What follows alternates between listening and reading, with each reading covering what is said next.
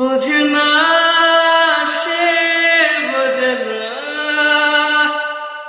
বোঝে না সে, বোঝে না। আজকে কলেজের প্রথম দিন, মানে হাই স্কুল জীবন শেষ করে কলেজ জীবন শুরু করতে যাচ্ছি। যেহেতু নতুন কলেজে যাব, সেহেতু সন্তান মনের মধ্যে অন্যরকম এক অনুভূতি কাজ করছে। সকাল সকাল আম্মু রান্না করেছে, আর আমি সবার আগে খেতে বেরিয়ে গেলাম। সাথে আমার হাই স্কুল লাইফের সেই পুরনো সাইকেলটা। আব্বু বলেছিল বাইকের কথা, কিন্তু আমার আবার এইসব দিকে তেমন আকর্ষণ নেই। আমি আব্বুকে বলেছিলাম, আব্বু আমার এখন বাইক লাগবে না, তুমি বরং সেই টাকা দিয়ে অন্য কোনো কাজ করো, আমি সাইকেল নিয়েই খুব ভালোভাবে কলেজ করতে পারবো। আসলে সাইকেলের সাথে আমার প্রেম হয়ে গেছে, এতদিনের পুরনো বন্ধু ছাড়তে ইচ্ছে করে না, তাই সাইকেল নিয়েই কলেজ করব ঠিক করি। কলেজের উদ্দেশ্যে বেরিয়ে গেলাম। বাসা থেকে কলেজে যেতে প্রায় 20 মিনিট সময় লাগে। একাই যাচ্ছিলাম, সাথে কেউ নেই। কলেজ গেট দিয়ে যখন ঢুকবো, ঠিক তখনই পেছন থেকে একটা গাড়ির হর্নের শব্দ। আমি যথেষ্ট সাইড দিয়েছি, কিন্তু এরপরেও হর্নের শব্দ যা খুব বিরক্তিকর লাগছিল। আমি সাইড না দিয়ে আবার রাস্তার মাঝখানে চলে গেলাম। তারপর যা হলো, গাড়িটা গিয়ে একটা গাছের সাথে ধাক্কা খেলো। গাড়ি থেকে একটা মেয়ে নামলো। মেয়েটা নেমে আমাকে উদ্দেশ্য করে বলল, আরে ওই ছোট লোকের বাচ্চা, তোর জন্য আমার এত দামি গাড়ির কি অবস্থা হলো তুই দেখেছিস? আমি মেয়েটির কথা শুনে থামলাম। বিনা অপরাধে মেয়েটা আমাকে এইভাবে গালিগালাজ করতে পারে না। আমি নেমে মেয়েটির কাছে চলে গেলাম। তারপর, আচ্ছা, আপনি কি আমাকে উদ্দেশ্য করে কিছু বলেছেন? তোকে উদ্দেশ্য করে বলি নাই চান্দু, ওই চাঁদ দেখছিস সেটাকে বলেছি। দিনের বেলায় চাঁদ আসবে কোথা থেকে? তো এখানে তুই ছাড়া আর কে আছে শুনি? আমি তোকেই বলেছি। আচ্ছা, আমি কি করেছি শুনি একটু। কি করিস নাই সেটা বল। ফকিরের বাচ্চা, দেখ তোর জন্য আমার নতুন গাড়ির কি অবস্থা হলো। দেখুন, আপনি আমাকে গালি দিচ্ছেন সেটা ঠিক আছে, কিন্তু আপনি আমার আব্বু আম্মুকে তুলে গালি দিচ্ছেন কেন? ইচ্ছা হয়েছে তাই দিচ্ছি। তুই কি করবি শুনি? আমি আপনার কি করব? আর শুনুন, আমি তো আপনার কোনো ক্ষতি করি নাই। আপনি ভালোভাবে ড্রাইভ করতে পারেন না, তাই এমন হয়েছে। হয় চুপ, তুই কি আমার ড্রাইভ করা শিখাবি নাকি শুনি? আমি বেশ ভালোভাবেই গাড়ি চালাতে পারি, কিন্তু তোর জন্য এত কিছু। দেখুন, আমার জন্য কিছু হয়নি, ওকে? আপনি হর্ন দিচ্ছিলেন, আমি সাইড দিয়েছিলাম, কিন্তু আপনি তারপরেও সামনে না গিয়ে হর্ন বাজিয়েই যাচ্ছিলেন। তাই তো আমি আবার রাস্তার মাঝখানে চলে আসি। চুপ থাক ফকির কোথাকার, একদম কথা বলবি না। দেখুন, আপনি কিন্তু আমাকে শুধু শুধু অপমান করে যাচ্ছেন। আমি তো কোনো দোষ করি নাই। চুপ, বড় গলায় আবার কথা বলে। আমি কোনো দোষ করি নাই। আচ্ছা, আমি কি দোষ করেছি সেটা বলেন তো। তোর দোষ? তুই আমার গাড়ির সামনে দিয়ে সাইকেল কেন চালাচ্ছিলি? দেখুন, এটা রাস্তা, আর আমি খুব ভালো করে জানি এইসব রাস্তা দিয়ে সবাই চলাফেরা করতে পারে। আর রাস্তাটা তো আপনার বাবার না, যে আপনি আসবেন বলে কেউ সেখান দিয়ে যেতে পারবে না। মেয়েটি আমার কথা শুনে রেগে গিয়ে আমার কাছে এসে চড় মেরে দিল। এই, আপনি আমাকে মারলেন কেন? তোর সাহস হয় কি করে আমার বাবাকে নিয়ে কথা বলার শুনি? দেখুন, আপনি কিন্তু অন্যায়ের পর অন্যায় করেই যাচ্ছেন। আমি কিন্তু সব সহ্য করব না। কি করবি তুই শুনি? তোর কি করার ক্ষমতা আছে একটু শুনি? আপনি মেয়ে বলে এতক্ষণ আপনাকে সম্মান দিয়ে কথা বলছি। অভদ্র একটা মেয়ে। তাই তুই কি বললি আমি অভদ্র?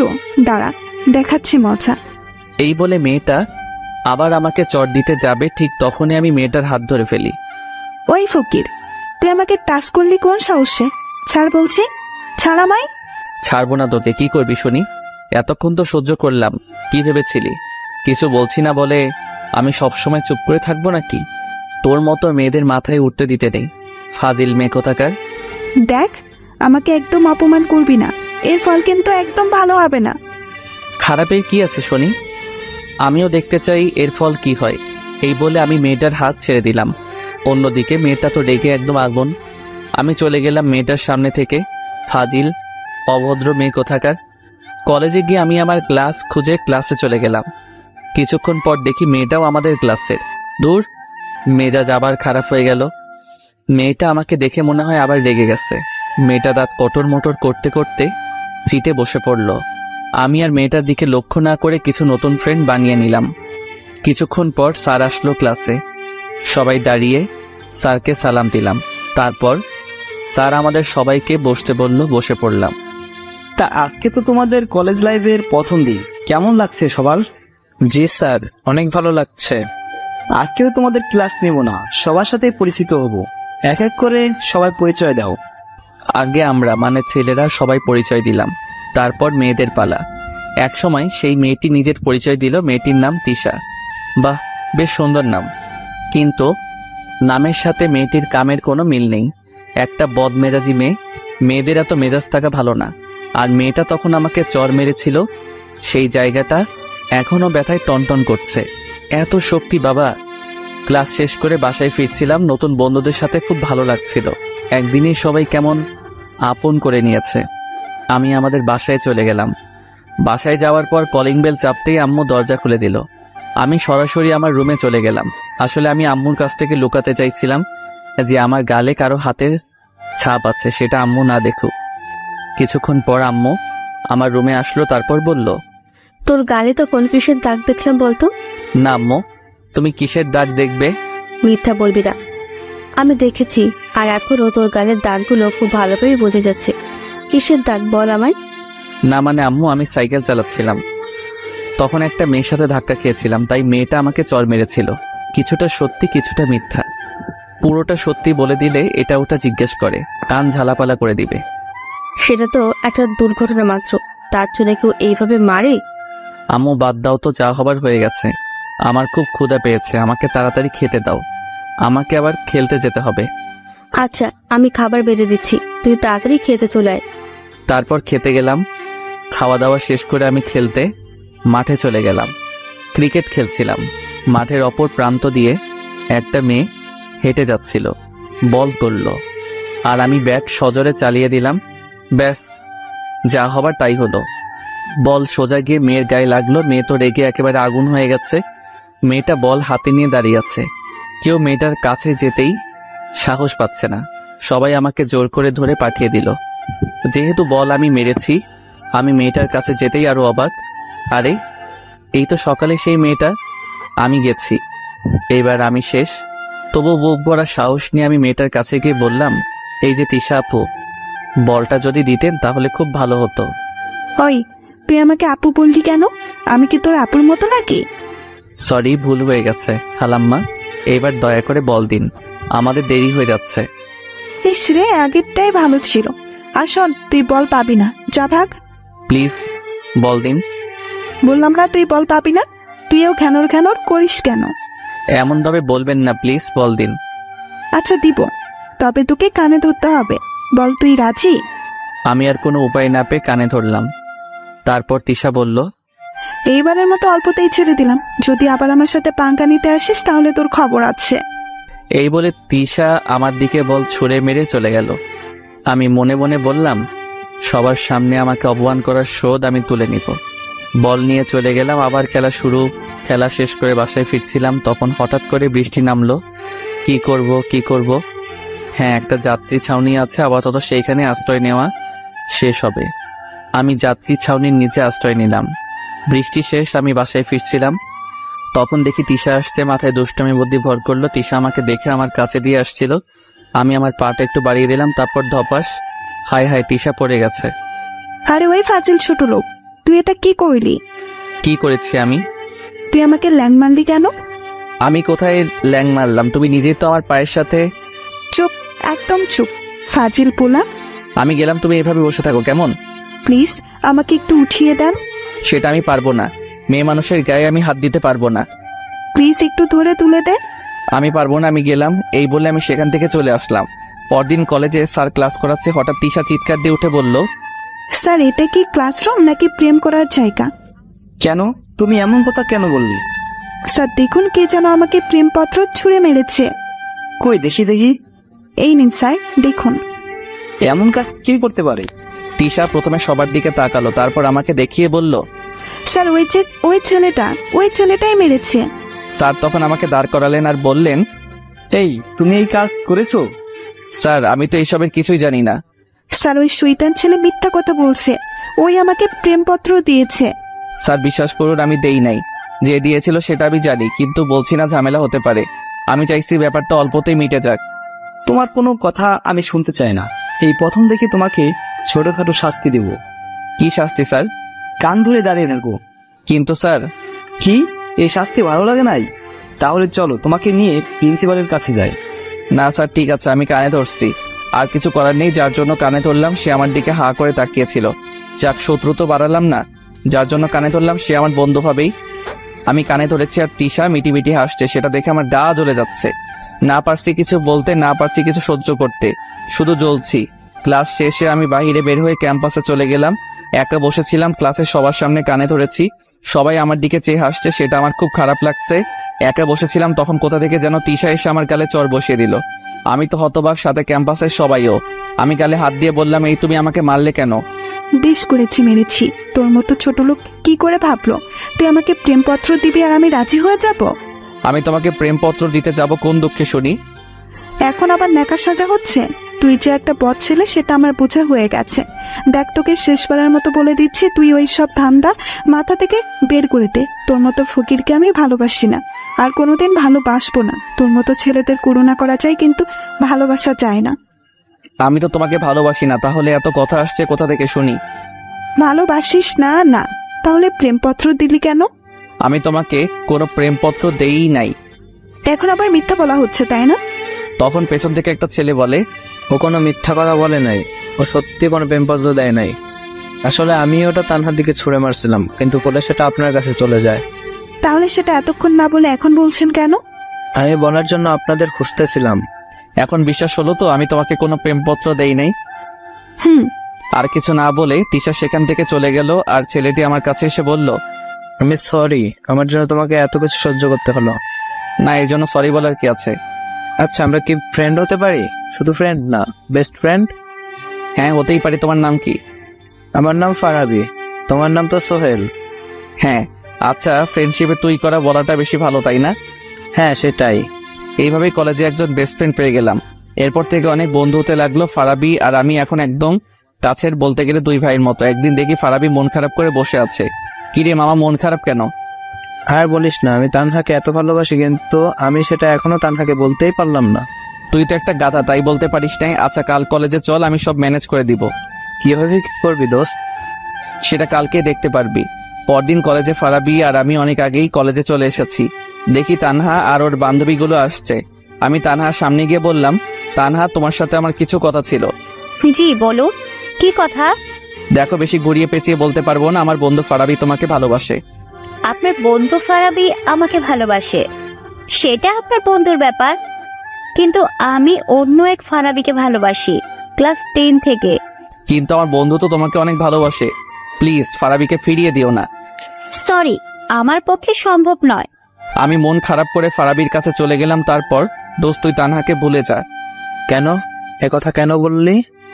তানহা নাকি অন্য কোনো এক ফারাবিকে ভালোবাসে। দাঁড়া, তানহার মজা বের করতেছি। গত 1 বছর যাবত আমি ওর পেছনে ঘুরছি।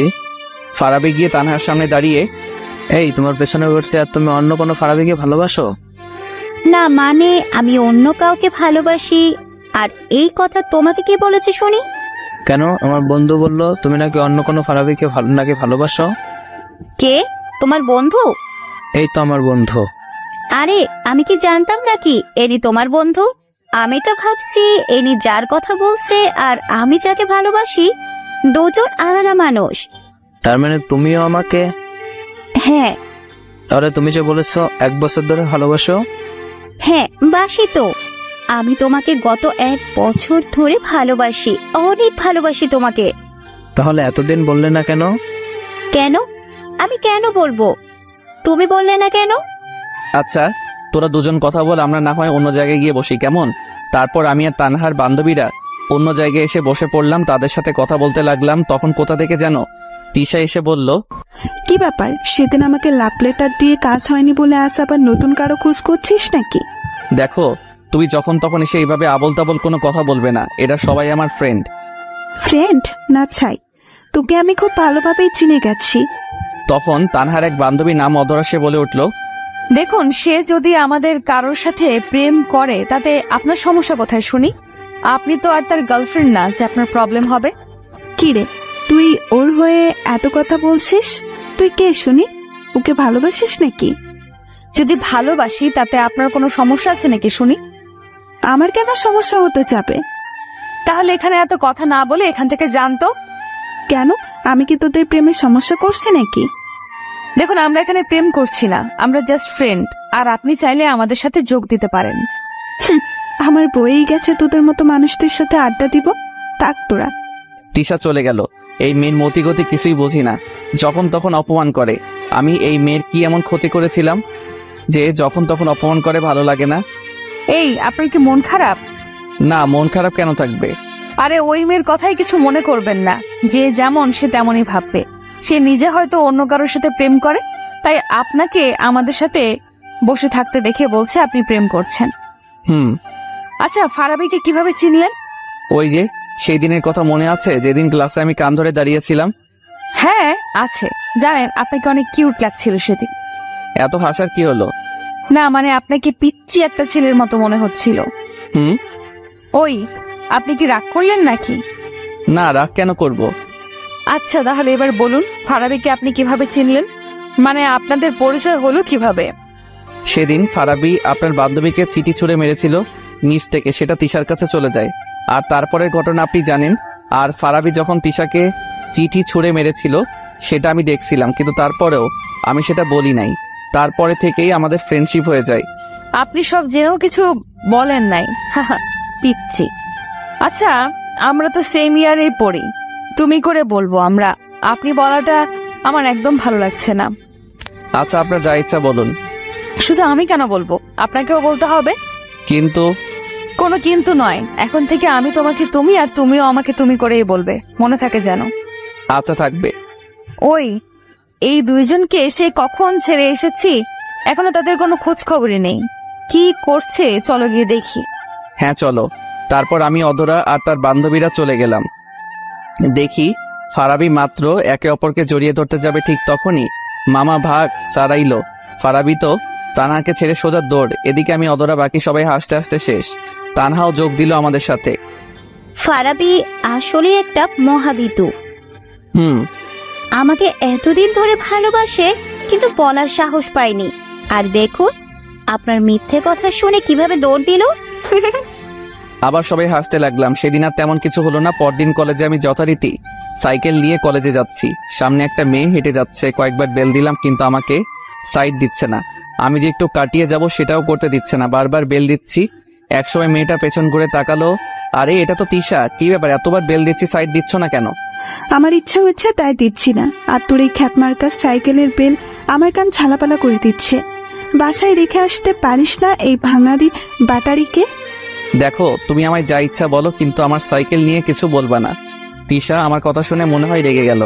তারপর তিশা আমার সাইকেলে এত জোরে লাথি মারলো, সাইকেল আমার হাত থেকে ছুটে পড়ে গেল। তিশা যখন আমার সাইকেলে লাথি মারছিল আমার মনে হচ্ছিল সে আমার বুকে লাথি মারছে। আমি নীরব হয়ে গেলাম। কিরে, এমন চুপ করে আছিস কেন? ধর তোর সাইকেলের মতো, তুইও খ্যাত থাক। তিশা চলে গেছে, কিন্তু আমি তখনও সেখানে দাঁড়িয়ে আছি। বেস্ট ফ্রেন্ডকে অপমান করলে যেমন কষ্ট হয়, আমারও তেমন কষ্ট হচ্ছিল। আমি দাঁড়িয়ে আছি, তখন কোথা থেকে অধরা এসে আমাকে বলল, আরে তুমি এখানে এইভাবে দাঁড়িয়ে আছো কেন? আর তোমার সাইকেল এভাবে পড়ে আছে কেন? আরে তুমি কাঁদছো কেন? কি হয়েছে? আমি তখন অধরাকে সব বললাম। অধরা আমার কথা শুনে খানিক মুচকি হাসি দিয়ে বলল, ওই জন্য কেউ কাঁদে, বোকা ছেলে? অধরা আমার সাইকেলে উঠিয়ে আমাকে বলল, তুমি সাইকেল চালাও, আমিও তোমার সাইকেলে চড়ে যাব। কিন্তু যেটা বলেছি সেটা করো। আমি আর কি করব? আমি সাইকেলে উঠে বসলাম আর অধরা পেছনে না বসে সামনে বসলো। আমি সাইকেল চালাতে শুরু করলাম। একটা গান আছে না, চলে আমার সাইকেল ওই উইরা উইরা, আমার সেই গান গাইতে ইচ্ছে করছে। আচ্ছা সোহেল, জানো আমার এখন অনেক ভালো লাগছে। কেন, এত ভালো কেন লাগছে? সেটা আমি বলতে পারছি না, কিন্তু অনেক ভালো লাগছে সেটা বুঝতে পারছি সোহেল। আচ্ছা, বুঝতে হবে না, আমাকে সাইকেল চালাতে দাও, এত টিরিং বিরিং করো না। আচ্ছা ঠিক আছে। আমি সাইকেল চালিয়ে কলেজ পর্যন্ত আসলাম। সবাই অবাক আমাদের দেখে, হা করে তাকিয়ে আছে আমাদের দিকে। তিশাও অবাক। তিশা মনে হচ্ছে একটু বেশি অবাক হয়েছে। তিশা হা করে তাকিয়েছিল আমাদের দেখে। এই তুমি এখানে নামালে কেন? সাইকেল জায়গা মতো রেখে আসি। আচ্ছা যাও, তাড়াতাড়ি এসো, আমি চলে গেলাম। তিশা আমার কাছে এসে বলল, কি কিরে, আজকাল কি সাইকেলে যাত্রী উঠানো শুরু করলি নাকি? নিশ্চুপ, কোনো কথা বলছি না। সকালে তিশা আমার সাথে যা করেছে তার জন্য আমি তিশাকে কোনোদিন মাফ করতে পারবো না। কিরে, কথা বলছিস না কেন? বোবা হয়ে গেলি নাকি? দেখো, তোমার সাথে আমার কথা বলার কোনো ইচ্ছা নাই। তাহলে কি আছে? কোনো কিছুর ইচ্ছা নাই। তুমি প্লিজ আমার সাথে এমন ব্যবহার করা ছেড়ে দাও। আমি তো তোমার কোনো ক্ষতি করি নাই। তা না করলে কিন্তু তুই আমার সাথে বেয়াদবি করেছিস, তার ফল তোকে তো একটু ভোগ করতেই হবে, তাই না? যদি তুমি আমার উপর প্রতিশোধ নিতে চাও তাহলে একদিনে সব প্রতিশোধ নিয়ে নাও, কিন্তু এইভাবে প্রতিদিন আমার সাথে এমন করো না। আমারও সহ্য করার একটা সীমা আছে। আমার যা ইচ্ছা আমি তাই করব। তুই তো একটা ফকির খ্যাত মার্কার ছিলে, তোর সাথে আমি কিরকম ব্যবহার করব সেটা কি তুই আমাকে শিখিয়ে দিবি নাকি ফাজিল পোলা? তুমি এখন যা ইচ্ছা বলো, কিন্তু সবার সামনে আমাকে আর অপমান করো না। আমাকে সবার সামনে ছোট বানিয়ে তোমার লাভ কি একটু বলবে? কোনো লাভ নাই তো। তাহলে আমাকে সবাই সামনে ছোট বানাও, আমাকে আর ছোট বানিও না। দেখ, বেশি প্যাকুর প্যাকুর না করে যা এখন। আমি তো তোমার কাছে আসিনি, তুমি এলে আমার কাছে, তাহলে আমাকে যেতে বলছো কেন? যেতে হলে তুমি যাও। আরে ওই, তুই কার উপর রাগ দেখাচ্ছিস শুনি? দেখ, আমার উপর কিন্তু একদম রাগ দেখাবি না। আমি তোর রাগ সহ্য করব না। আমার সাথে বেশি লাগতে না এলে না, এই কলেজ থেকে তাড়িয়ে ছাড়বো, এই বলে দিলাম। হঠাৎ অধরা চলে এলো। কে কাকে তাড়াবে? ওই, তুই এখানে এলি কেন? তোকে কি কেউ আমাদের মাঝখানে ডেকেছে? তুই কেন এলি আমাদের মাঝে নাক গলাতে? বারে, তুমি আমার ফ্রেন্ডকে আপন করেছো, তাকে হুমকি দিচ্ছ, আর আমি চুপটি করে থাকবো? সেটা কিভাবে হয় বলো? আমি থাকতে আমার ফ্রেন্ডকে তুমি অপমান করতে পারো না। আমি তো অবাক, অধরা আমাকে নিয়ে এত সিরিয়াসলি কথা বলছে, ঝগড়া করছে। তুই এমন ভাবে কথা বলছিস যেন এই গায়া খ্যাত ছেলেটা তোর বয়ফ্রেন্ড। হ্যাঁ সোহেল, আমার বয়ফ্রেন্ড। তাতে কোনো সমস্যা? আরে বাহ, তা কবে শুরু করলি রিলেশন? এই তো মাত্র শুরু করেছি। রিলেশন শুরু করেছিস, তার প্রমাণ কি? তুই কি প্রমাণ চাস বল, আমি সেই প্রমাণই দিব। তাহলে এক কাজ কর, জড়িয়ে ধরে একটা চুমু খাতো। কেন চুমু খাবো কেন?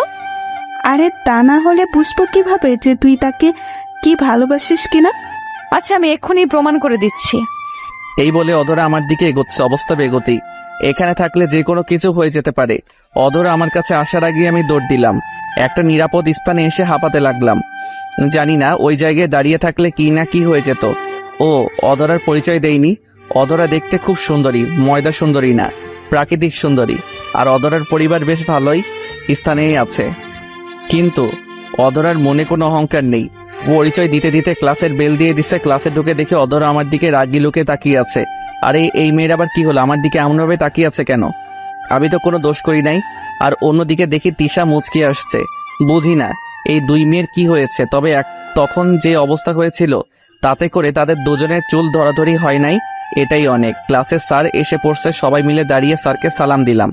দাঁড়ানো অবস্থায় আবার অধরার দিকে তাকিয়েছিলাম, দেখে বজ্জাত মেয়েটা তখন আমার দিকে রাগি লুকে তাকিয়ে আছে। গাল লাল হয়ে গেছে, চোখ তো আরো বেশি লাল, মনে হয় জ্বলছে। আমি পোড়া পোড়া গন্ধ পাচ্ছি। ক্লাসের সময় আমি যেই কয়বার অধরার দিকে তাকিয়েছিলাম প্রত্যেকবার দেখেছি অধরা আমার দিকে রাগি লুকে তাকিয়ে আছে। তাই ভয়ে পরের ক্লাসে আর অধরার দিকে তাকাই নাই। ক্লাস শেষ করে পালিয়ে পালিয়ে বাসায় চলে আসছি। জানি না আবার কার সামনে পড়বো, আবার নতুন কি ঝামেলা হবে। তার থেকে ভালো পালিয়ে বাসায় চলে আসলাম। বাসায় এসে খাওয়া দাওয়া শেষ করে একটু ঘুমিয়েছিলাম, আর তখনই কে যেন এসে আমার কান টেনে ধরেছে। এর আগে কখনো এমন হয় নাই, কোনোদিন কেউ আমার কান টেনে ধরে নাই। আমি ঘুম ঘুম চোখে দেখে অধরা আমার পাশে বসে আছে। সকালেই সেই রাগী লোক। উফ, আমি স্বপ্ন দেখছি, মেয়েটা আমার উপর এত খেপেছে কেন? তুই তখন এভাবে পালিয়ে গেলি কেন? আমাকে এখন একটু ঘুমাতে দাও, কালকে কথা হবে। কাল কেন হবে? আমি আজকেই কথা বলবো, আজকে। আমার ঘুম তখন অনেকটাই হালকা হয়ে গেছে। আমি ভালোভাবে তাকিয়ে দেখি অধরা আমার কান টেনে ধরে বসে আছে। এই তো তুমি এখানে? কেউ দেখেনি তো? সবাই দেখেছে, কিন্তু কেউ কিছু বলতে সাহস পায়নি। সাহস পাইনি মানে বুঝলাম না। তোকে এত কিছু বলতে হবে না। এখন বল, তুই তখন অমন করে দৌড়ে পালালি কেন? তো কি আমি দাঁড়িয়ে থাকতাম নাকি? হ্যাঁ থাকতিস, তোর জন্য আমি এই প্রথম হেরে গেলাম। হেরে গেছো মানে? হেরে গেছি মানে আমি ওই বজ্জাত মেয়ের কাছে হেরে গেছি। জানিস, তুই চলে যাবার পর বজ্জাত মেয়েটা আমাকে অনেকগুলো কথা শুনিয়েছে। সেখানে আমার কি দোষ? সব তোর দোষ। তুই তখন সেখানে দাঁড়িয়ে থাকলে তো সবকিছু মিটে যেত। তুমি যে আমাকে কিস করতে আসছিলে তার জন্যই তো পালিয়ে গেছি। একটা কিস খেলে কি এমন ক্ষতি হতো শুনি? বাড়ি আমার লজ্জা লাগে না বুঝি? পাইছে রে আমার লজ্জাবতী। আচ্ছা, সব কথা পরে, আগে বলো তো তুমি আমাদের বাসায় কিভাবে আসলে? আবার আব্বু আম্মু তোমাকে কিছু বললো না? আমি ফারাবের কাছ থেকে তোমার বাসার ঠিকানা নিলাম, তারপর তোমার বাসায় আসলাম। আর আব্বু আম্মু তাদের তো মাত্র একটা কথা বলেই পটিয়ে ফেলেছি। কি এমন কথা বলছো? বলতে লজ্জা করছে। লজ্জা করে? কিন্তু কেন? না মানে আমি বলেছি আমি তাদের ছোট ছেলের হবু বউ, দুষ্টুমির হাসি দিয়ে। কি তুমি এই কথা বলেছো? এত চিৎকার করার কি আছে? এই তুমি কি আমাকে মারতে চাচ্ছ নাকি? আব্বু আম্মু তোমাকে কিছু বলে নাই? কি বলবে, শুধু বলেছে আগে ভালো মতো পরীক্ষায় পাশ করব, তারপর যা হবার হবে। হ্যাঁ, তোমার যা হবার তাই হবে, কিন্তু আমার মনে হচ্ছে এইবার আমাকে এই বাড়ি চিরদিনের জন্য ছাড়তে হবে। সমস্যা নেই, আমাদের বাসা তোমার জন্য আছে তো। চুপ করো। তোমাকে কে বলতে বলেছিল ওইসব মিথ্যা কথা? কেউ না। কে বলতে বলবে? আমার ইচ্ছে হয়েছে তাই বলেছি। আর আমার শ্বশুর শাশুড়ি মনে হয় আমাকে পছন্দ করেছে, তাই তো বেশি কিছু বলে নাই। ওই ভাই কেউ এই বজ্জাত মেয়েকে একটু বোঝান তো, না হলে আমাকে একটা বিমান দেন, আমি উগান্ডা চলে যাব। এই মেয়ে বলে কি প্রথমেই শ্বশুর শাশুড়ি বানিয়ে ফেললো? মাথায় মনে হয় বড় ধরনের প্রবলেম আছে। এই তুমি কি ভাবছো? না তেমন কিছু না। আব্বু আম্মু কি সত্যি বাসায় আছে নাকি আজ খালি বাসা? না, ওনারা তো নিচেই বসে আছে। আমি যখন এলাম তখন তারা নিচেই বসেছিল। এখন কোথায় গেছে আমি কি করে বলবো? আমি তাড়াতাড়ি করে নিচে এলাম, দেখি আব্বু আম্মু নিচেই বসে আছে। এই রে, আমি এবার শেষ, আমি এইবার মরবো। আব্বু আমাকে দেখে ডাক দিল। আমি ভয়ে ভয়ে আব্বুর কাছে গেলাম। কিরে, এসব কি শুনছি? কতদিন ধরে চলছে এসব? আব্বু, আমি এসবের কিচ্ছু জানি না। হয়েছে, এখন আর মিথ্যা বলার কোনো দরকার নেই। শোন, মন দিয়ে পড়ালেখা কর। আর প্রেম করছিস ভালো কথা, আমাদের কাছে লোকালি কেন? আরে আব্বু, দেখি রাগ না করে আমার সাথে ভালোভাবেই কথা বলছে, কিন্তু আব্বু সত্যিটা না জেনে মিথ্যাটা সত্যি ধরে নিল। দূর, ভালো লাগে না। আচ্ছা, মেয়েটা সেই কখন আমাদের বাসায় এসেছে, ওকে কিছু খেতে দাও। না, আমি এখন কিছু খাবো না, আমাকে বাসায় যেতে হবে। আরো কিছুক্ষণ থেকে গেলে ভালো লাগতো। না আম্মু, অন্য একদিন। কি বজ্জাত মেয়ে, এখনই আমার আম্মুকে আম্মু বলে ডাকতে শুরু করেছে। আচ্ছা সোহেল, ও যখন চলে যেতে চাইছে তাহলে এক কাজ কর, তুই গিয়ে অধরাকে একটু এগিয়ে দিয়ে আয়। আমি আব্বুর কথায় রাজি হয়ে গেলাম, কারণ আমাকে জানতে হবে অধরা আমার বাসায় মিথ্যা কথা কেন বলল। আমি আর অধরা বাসার বাইরে চলে এসেছি। এই তুমি আমার বাসায় মিথ্যা কথা বললে কেন? আমি চাইছিলাম আমি মিথ্যা বলে তোমাকে একটু বকুনি খাওয়াবো, কিন্তু পরে সব সত্যি বলে দিব। কিন্তু আব্বু আম্মু তো আমাকে তাদের ছেলের বউ বানাতে রাজিই আছে, তাই আর সত্যি বললাম না। হ্যাঁ, খুব ভালো করেছো, আমাকে উদ্ধার করেছো সত্যি না বলে। অধরার সাথে ঝগড়া করতে করতে অধরাকে তাদের বাসায় পৌঁছে দিয়ে আসলাম। বাসায় আসার পর আম্মু আবার কান টেনে ধরলো আর বলল, আমাদের না জানিয়ে বউ খোঁজা হয়ে গেল। দেখো আম্মু, ওই বজ্জাত মেয়েটা মিথ্যা বলছে। মিথ্যা না, সত্যি সেটা আমি জানি না, আর জানতে চাইও না। ছেলের বউ হিসাবে মেয়েটাকে আমার ভালোই লাগলো। ধুর আম্মু, তুমিও না। আমি চলে গেলাম। এইভাবে যেতে লাগলো দিনগুলো। তিশা আমাকে অপমান করে আর অধরা আগলে রাখে। এর কিছুদিন পর অধরা আবার আমাদের বাসায় আসলো। এসে আব্বু আম্মুকে বলল তার সাথে নাকি তার কোনো এক ফ্রেন্ডের বাসায় যেতে হবে, কিসের নাকি পার্টি আছে। আমি যেতে না চাইলেও আব্বু আম্মু আমাকে জোর করে পাঠিয়ে দিল। আমি গাড়িতে উঠে অধরাকে জিজ্ঞেস করলাম, আচ্ছা আমাকে সাথে না নিলেও তো পারতে। হ্যাঁ পারতাম, কিন্তু যে পার্টিতে যাচ্ছি সেখানে সবাই কম বেশি মিঙ্গেল, তাই ভাবলাম আমি একা সিঙ্গেল থাকি যদি, তাই তোমাকে নিয়ে যাচ্ছি। এই মেয়ে আসলে একটা বড় পাগল। পার্টিতে গিয়ে আমি আর অধরা পাশাপাশি হাঁটছি। এক সময় অধরা আমার হাত ধরলো। কি হলো এটা, তুমি আমার হাত ধরলে কেন? আশেপাশে দেখো সবাই হাত ধরে হাঁটছে। আমি আর অধরা হাঁটছি, এমন সময় তিশা আমাদের সামনে আমাদের দেখে প্রচন্ড রেগে গেছে। চোখ দুটি লাল হয়ে গেছে, মনে হয় আমাদের দুজনকে খেয়ে ফেলবে। কি রে, সেদিন তো আমাকে খুব কথা শুনিয়েছিলি সোহেল নাকি আমাকে ভালোবাসে না। এই দেখ, আমি আর সোহেল আজ একসাথে হাত ধরে হাঁটছি, আর সোহেল আমাকে খুব ভালোবাসে, বুঝলি? ফাজিল মেয়ে। এতদিন তোর জন্য অনেক অপমান মুখ বুজে সহ্য করেছি, কিন্তু আর সহ্য করব না। কিসের এত দেমাগ শুনি? তোর বাবা বড় লোক তাই? হ্যাঁ, আমার বাবা বড় লোক, তাই আমার এত দেমাক। আরে থাম থাম, শুধু কি তোর একার বাবাই বড় লোক নাকি? অন্য কারোর বাবা বড় লোক হতে পারে না? শুন, তুই এতদিন সোহেলকে অকারণে অনেক অপমান করেছিস, কিন্তু এরপর থেকে ভুলেও আর তাকে তুই অপমান তো দূরের কথা, তার ধারে কাছেও আসবি না, এ বলে দিলাম। তুই বলার কি? আমি কাছে যাব নাকি যাব না সেটা আমার ব্যাপার। না, তোর ব্যাপার না, সে এখন আমার বয়ফ্রেন্ড, সো তার ব্যাপার আমি ভালো বুঝবো। তুই দয়া করে তার থেকে একটু দূরে দূরেই থাকিস। আমি অবাক হয়ে নীলার কথা শুনছিলাম। এই মেয়ে এসব বলছে কি? আমি তার বয়ফ্রেন্ড হলাম কবে? যাক, বলছে ভালোই করছে। আমি যা না পারতাম সেটা নীলা করে দিচ্ছে। আমার অপমানের বদলা নীলা নিচ্ছে, আমি তো এনজয় করছি। আরে আমি কি তোর মতো বোকা নাকি? আমি তোর মতো খ্যাতনারকা ছেলের সাথে যাব, আর কোনোদিন তুই আমাকে তার ধারের কাছেও দেখবি না। সেটা হলেই ভালো হয়। তিশা হনহন করে চলে গেল। আচ্ছা, তুমি তিশাকে এত কিছু বললে কেন? আমার ইচ্ছে হলো তাই বললাম। এতদিন চুপচাপ ছিলাম, কিছু বলি নাই। আর বলি নাই বলে মেয়েটা এত বেড়ে গেছে, আর তুমি ওই মেয়ের হয়ে কথা বলছো কেন? কই, আমি কখন বললাম? না বলাই ভালো। চলো পার্টি এনজয় করি। পার্টি আমার এনজয় করা শেষ। মানে হলো তিশার অপমান আহা কত ভালো যে লাগছে বলে বোঝানো যাবে না। নীলাকে বললাম আমি বাসায় যাব। কেন এত আগে বাসায় কেন যাবে? আমার ভালো লাগছে না। এই কি বলো, কি হয়েছে তোমার? তেমন কিছু না, মাথা ব্যথা করছে। নীলা আর কিছু বলল না, গাড়িতে গিয়ে বসলো, সাথে আমিও। আমাকে বাসায় নামিয়ে দিয়ে নীলা চলে গেল। এরপর দিনগুলো খুব ভালো কাটতে লাগলো। আর সেদিনের পর থেকে তিশা আর আমাকে কোনো অপমান করে নাই, আমার সামনেও আসে নাই। আমি আর নীলা খুব ভালো বন্ধু। হ্যাঁ, আমাদের ব্যাচের প্রায় সবাই প্রেম করে, শুধু আমি আর নীলা ছাড়া। কিন্তু অনেকেই এটা ভাবে আমার আর নীলার মাঝে রিলেশন আছে, যদিও এই কথা সত্যি না। কিন্তু লোকে ভাবলে আমাদের আর কি করার আছে? তার থেকে ভালো যে যেমন ভেবে খুশি তাকে তেমন ভাবতে দেওয়া উচিত। দেখতে দেখতে ইন্টার দ্বিতীয় বর্ষে পা রাখলাম।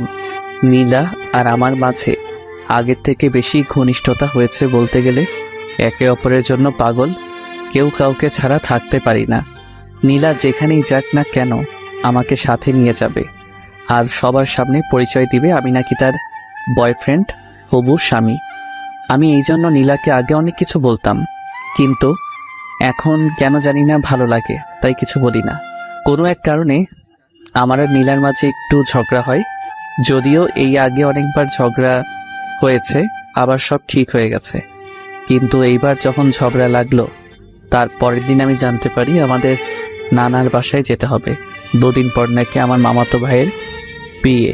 মামাতো ভাই বিয়ের জন্য পাগল হয়ে গেছে। যদি বিয়ে দেওয়া না হয় তবে নাকি বউ বাসায় নিয়ে আসবে। মামা মামি মান সম্মানের ভয় বিয়ে দিতে রাজি হয়ে গেল। হঠাৎ করেই সব ঠিক হয়ে গেছে। আজকে রাত্রের ট্রেনেই আমাদের যেতে হবে।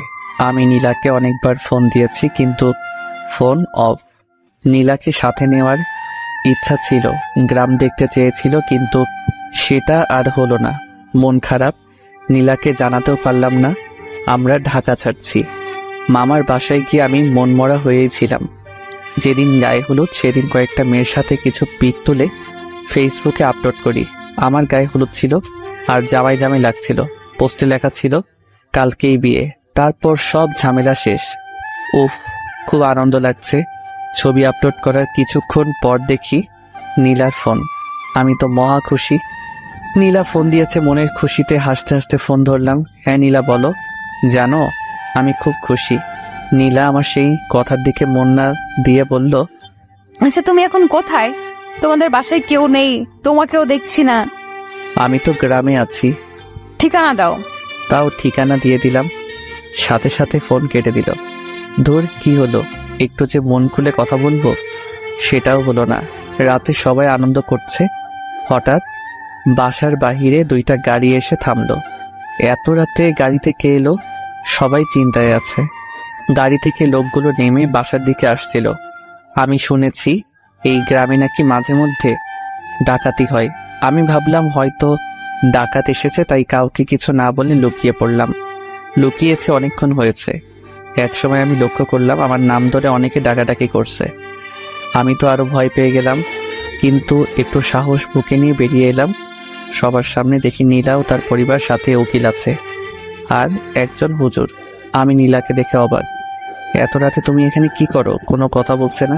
আব্বু এসে বলল, আজকে তোদের বিয়ে। আব্বু কি বলো, তুমি কি ঘুমে আছো নাকি? না, আমি জেগে আছি। আজ তোদের বিয়ে। মেয়েটা অনেকক্ষণ অনেক কান্নাকাটি করছে। আমরা চেয়েছিলাম তোদের বিয়ের পরীক্ষার পর দেব, কিন্তু না, তোদের বিয়ে আজকেই হবে। কিন্তু আব্বু। চুপ হারামজাদা, যখন প্রেম করছিলি তখন মনে ছিল না? এখন বিয়ে করতে সমস্যা কিসে শুনি? আমি না কিছু বলতে পারছি না, শুধু এটা ভাবছি এইসব আমার সাথে কি হচ্ছে। ভাবতে ভাবতে মনে হয় বিয়ে হয়ে গেছিল। আমাদের দুজনকে এক রুমে পাঠানো হলো। কি হয়েছে সেটা আমি তখনও বিশ্বাস করতে পারছি না। রুমের মধ্যে আমি আর নীলা। এই শোনো, কি হলো এইসব? বিয়ে হয়ে এখন বাসর হবে। তুমি আমাকে বিয়ে করলে কেন? ভালোবাসি তাই। ভালোবাসো? কই, আগে তো কোনোদিন বলো নাই। মেয়েরা কখনো আগে বলে গাধা? আমি তো তোমাকে অনেক আগে থেকেই ভালোবাসি। ভালোবাসতে ভালো কথা, এই বয়সে বিয়ে? কি করব বলো? আমি যখন দেখলাম তুমি ফেসবুকে ছবি আপলোড করেছো, আমি তো ভেবেছিলাম তোমার বিয়ে। তাই তো অনেক কান্নাকাটি করলাম। আব্বু আম্মুকে বললাম তোমার সাথে বিয়ে না দিলে আমি নিজেকে শেষ করে ফেলবো। তাই তারা ভয়ে। আমি তো এখনো পিচ্ছু। সমস্যা নাই, আজকে বড় করে দিব আমার পিচ্চি বরকে। মানে কিভাবে? এত কিছু জানি না, চলো বাসর করব। এতদিন পর তোমাকে কাছে পেলাম, এবার আসো বাসর করব। এই আপনারা এখন একটু জানতো, সকালে দেখা হবে, বাসর করব। আমিও আগে থেকে নীলাকে ভালোবাসতাম, কিন্তু বলি নাই। বাসর রাতে বিড়াল ভালোই মারলাম, যদিও ইতিহাস বলবো না। আসুন আবার গল্পে ফিরে আসি। মামাতো ভাইয়ের বিয়ে খেতে এসে নিজেই বিয়ে করে ফেললাম। খুব দারুণ ব্যাপার। বিয়ে শেষ, এবার আমাদের ঢাকায় ফেরার পালা। আমি নীলা এক গাড়িতে চড়ে বসলাম। রাস্তায় অনেক ধরনের কথা বলতে বলতে বাসায় চলে আসলাম। নীলা সোজা আমাদের বাসায় চলে আসলো। হাজার হোক শ্বশুর বাড়ি বলে কথা। বিয়ের প্রথম 1 মাস বেশ ভালোই কাটলো, কিন্তু হঠাৎ করেই নীলা আমার সাথে কেমন জানি ব্যবহার করতে শুরু করে। আমার উপর সবসময় রেগে থাকতো, আমার সাথে তেমন কথা বলতে চাইতো না, কিন্তু কেন এমন করছিল সেটা বুঝতে পারছিলাম না। এর কিছুদিন পর নীলা আমার কাছে এসে বলল তার নাকি 5,000 টাকা লাগবে। এই, তুমি কি পাগল? আমি এত টাকা কোথায় পাবো? সেটা আমি জানি না, আমার টাকা দরকার, তুমি দিবে। আব্বু আম্মুর কাছ থেকে আর কত নিব? আমারও তো সম্মান আছে, তাই না? তুমি আমাকে বিয়ে করেছো, তাই আমার সকল দায়িত্ব তোমার। আমার এখন টাকা লাগবে, তুমি দাও। আমি কোনো টাকা দিতে পারবো না, আর আমি এখনো বেকার। আমাকেই চলতে হয় আব্বুর কাছ থেকে টাকা নিয়ে। আর 2-1,000 হলে তাও অন্য কথা, 5,000 টাকা আমি দিতে পারবো না। তার মানে তুমি আমাকে টাকা দিবে না, তাই তো? আমি তখন নীলার হাতে 2,000 টাকা দিয়ে বললাম, এর বেশি আমার কাছে নেই। নীলা রেখে টাকাগুলো ছুঁড়ে ফেলে দিল আর বলল, আমারই ভুল, তোর মতন ছেলেকে বিয়ে করেছিলাম বলে। আমার বোঝা উচিত ছিল তুই একটা ছোট লোক, আমার ভরণ পোষণ তুই করতে পারবি না। তুই আমার জীবনে আসার পর আমি দিনে দিনে সব স্বাধীনতা হারিয়ে ফেলেছি। এখন তো নিজের শখ আহ্লাদও পূরণ করতে পারবো না তোর জন্য। এই তুমি আমার সাথে এমন ভাবে কথা বলছো কেন? তো তোর সাথে আর কেমন ভাবে কথা বলবো? আজকে আমার এক বান্ধবীর বিয়ে বাড়িতে যাব। আমার কাছে 1 টাকাও নেই। তোর কাছে চাইলাম, তুই দিবি না। হ্যাঁ, আব্বুর কাছে টাকা চাইলে আমি অনেক পাবো, কিন্তু তাদের কাছে তো আমি এখন অন্য কারো বউ। তুই মাথা ঠান্ডা করো প্লিজ। চুপ, একদম চুপ, একদম কথা বলবি না। 5,000 টাকা দেওয়ার ক্ষমতা নেই, আমাকে বিয়ে করেছে। আমারও রাগ উঠে গেছে এমন কথা শুনে। দেখো নীলা, আমি কিন্তু তোমাকে বিয়ে করতে চাইনি, তুমি আমাকে বিয়ে করেছো। হ্যাঁ, সেটাই তো আমার জীবনের বড় ভুল, তোকে করুণা করে বিয়ে করেছি। মানে কি বলতে চাচ্ছ তুমি? কিসের করুণা? আরে তিশা যখন তোকে অপমান করতো, তোর জন্য আমার করুণা হতো, আর সেই কারণে তোর সাথে মিশেছি। কেন যে সেদিন পাগলের মতো তোকে বিয়ে করতে গেছিলাম। দেখো, বারবার বিয়ে করতে গেছিলাম বলে চিল্লাইও না। কি? আমি চিল্লাচ্ছি? ছোট লোক, তোর সাথে কথা না বলাই ভালো। 2 পয়সা রোজগার করার ক্ষমতা নেই, আবার বড় বড় কথা। আমি আর কিছু বলছি না। কি হলো নীলার? নীলা তো এমন ছিল না, আমার সাথেই প্রথম এত খারাপ ব্যবহার করলো। শুধু কি টাকার জন্য, নাকি অন্য কোনো ব্যাপার আছে? খুব কষ্ট হচ্ছে এইসব কথা ভাবার সময়। আমাকে চুপ থাকতে দেখে নীলা রাগে গজগজ করতে করতে চলে গেল। আগে থেকে রেডি হয়েছিল, আগে কোথাও গেলে আমাকে নিয়ে যেত, কিন্তু ইদানিং আমাকে বলার প্রয়োজন মনে করে না। নীলা চলে যাওয়ার পর আমি ভাবছি কি থেকে কি হয়ে গেল কিছুই বুঝতে পারছি না। এসব কথা ভাবতে ভাবতে কখন যে চোখে জল চলে এসেছে সেটা আমি নিজেও জানি না। নীলা তো ঠিকই বলেছে, আমি কোনো কাজকর্ম করি না। নীলাকে বিয়ে করে ওর জীবন তো সত্যি নষ্ট করে দিয়েছি। আসলে বড়লোকদের মনে কি চলে তা কেউ জানেও না, বুঝতেও পারে না। নীলার ক্ষেত্রেও তাই হলো, কিন্তু বিয়ে যখন হয়েই গেছে একটু মানিয়ে নিলেই তো হতো। নীলা বাসা থেকে গেছে অনেকক্ষণ হয়ে গেছে, কিন্তু এখনো নীলা বাসায় আসছে না। অনেক রাত হয়ে গেছে, ফোন দিচ্ছি কিন্তু ফোন বারবার বন্ধ বলছে। খুব চিন্তা হচ্ছে নীলার জন্য, নানা রকম চিন্তা ভাবনা করছি। এরই মাঝে বাসার কলিং বেলের শব্দ। আমি রুম থেকে দৌড়ে বের হলাম কে এসেছে সেটা দেখার জন্য। নীলা এসেছে। নীলাকে দেখে মনে শান্তির পর্ব ফিরে আসলো। আম্মুর সাথে কি যেন কথা বলল, তারপর উপরে উঠে আসতে লাগলো। আমাকে দেখলো কিন্তু আমার সাথে একটাও কথা বলল না। অনেক অবাক হলাম। কিছু না বলে নীলার পেছনে পেছনে রুমে চলে গেলাম। রুমে গিয়ে এতক্ষণ কোথায় ছিলে? বন্ধুর বিয়ে ছিল। ফোন বন্ধ কেন? ও চার্জ নেই মনে হয়। আমার তো চিন্তা হয় নাকি, সেই সকালে বের হয়েছ আর সারাদিন ফোন ছিল বন্ধ। একবারও অন্য কারো নাম্বার দিয়ে তো জানাতে পারতে। আগে তো সারাদিন ফোন দিয়ে সব বলতে, কিন্তু এখন এমন করছো কেন? আগে করেছি, যে এখন করতে হবে সেটার কি বাধ্যতামূলক নাকি? তুমি আমার সাথে এমন ভাবে কথা বলছো কেন? কেমন ভাবে কথা বলছি? রেগে কথা বলছো কেন আমার সাথে? বারে, রাগ করার মতো কথা বললে রাগ করবো না?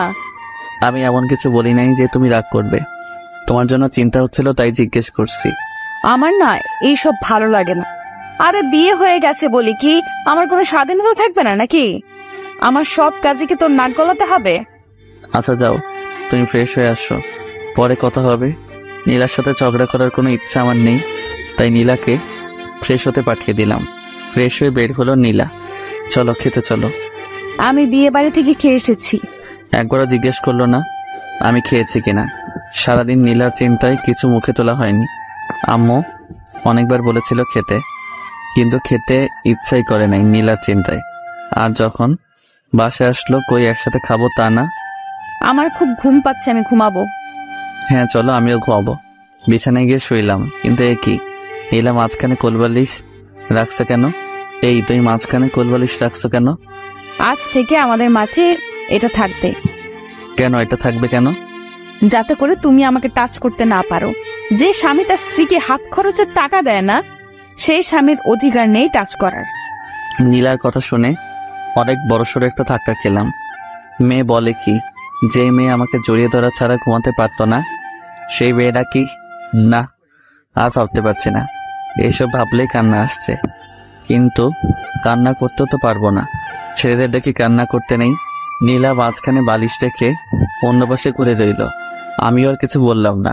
অনেক চেষ্টা করেছি কিন্তু কিছুতেই ঘুম আসছে না। আসলে নীলা জড়িয়ে না ধরলে ঘুম আসে না, কেমন জানি একটা বদভ্যাস হয়ে গেছে অল্প কয়েকদিনে। অনেক রাত হয়ে গেছে, ঘুম আসছে না। এতক্ষণে নীলা নিশ্চয়ই ঘুমিয়ে পড়েছে, তাই আমি কোলবালিশ সরিয়ে নীলাকে জড়িয়ে ধরলাম। এই তো এখন ঘুম আসছে, প্রায় ঘুম চলে এসেছে। তখন নীলা ঠাস করে একটা চড় আমার গালে বসিয়ে দিল। উফ কি ব্যথা! ওই তোরে বলেছিলাম তুই আমাকে টাচ করবি না, কিন্তু তোর সাহস হলোটা কি করে আমাকে টাচ করার? কি করব, আমার তো ঘুম আসে না তোমাকে জড়িয়ে না ধরলে।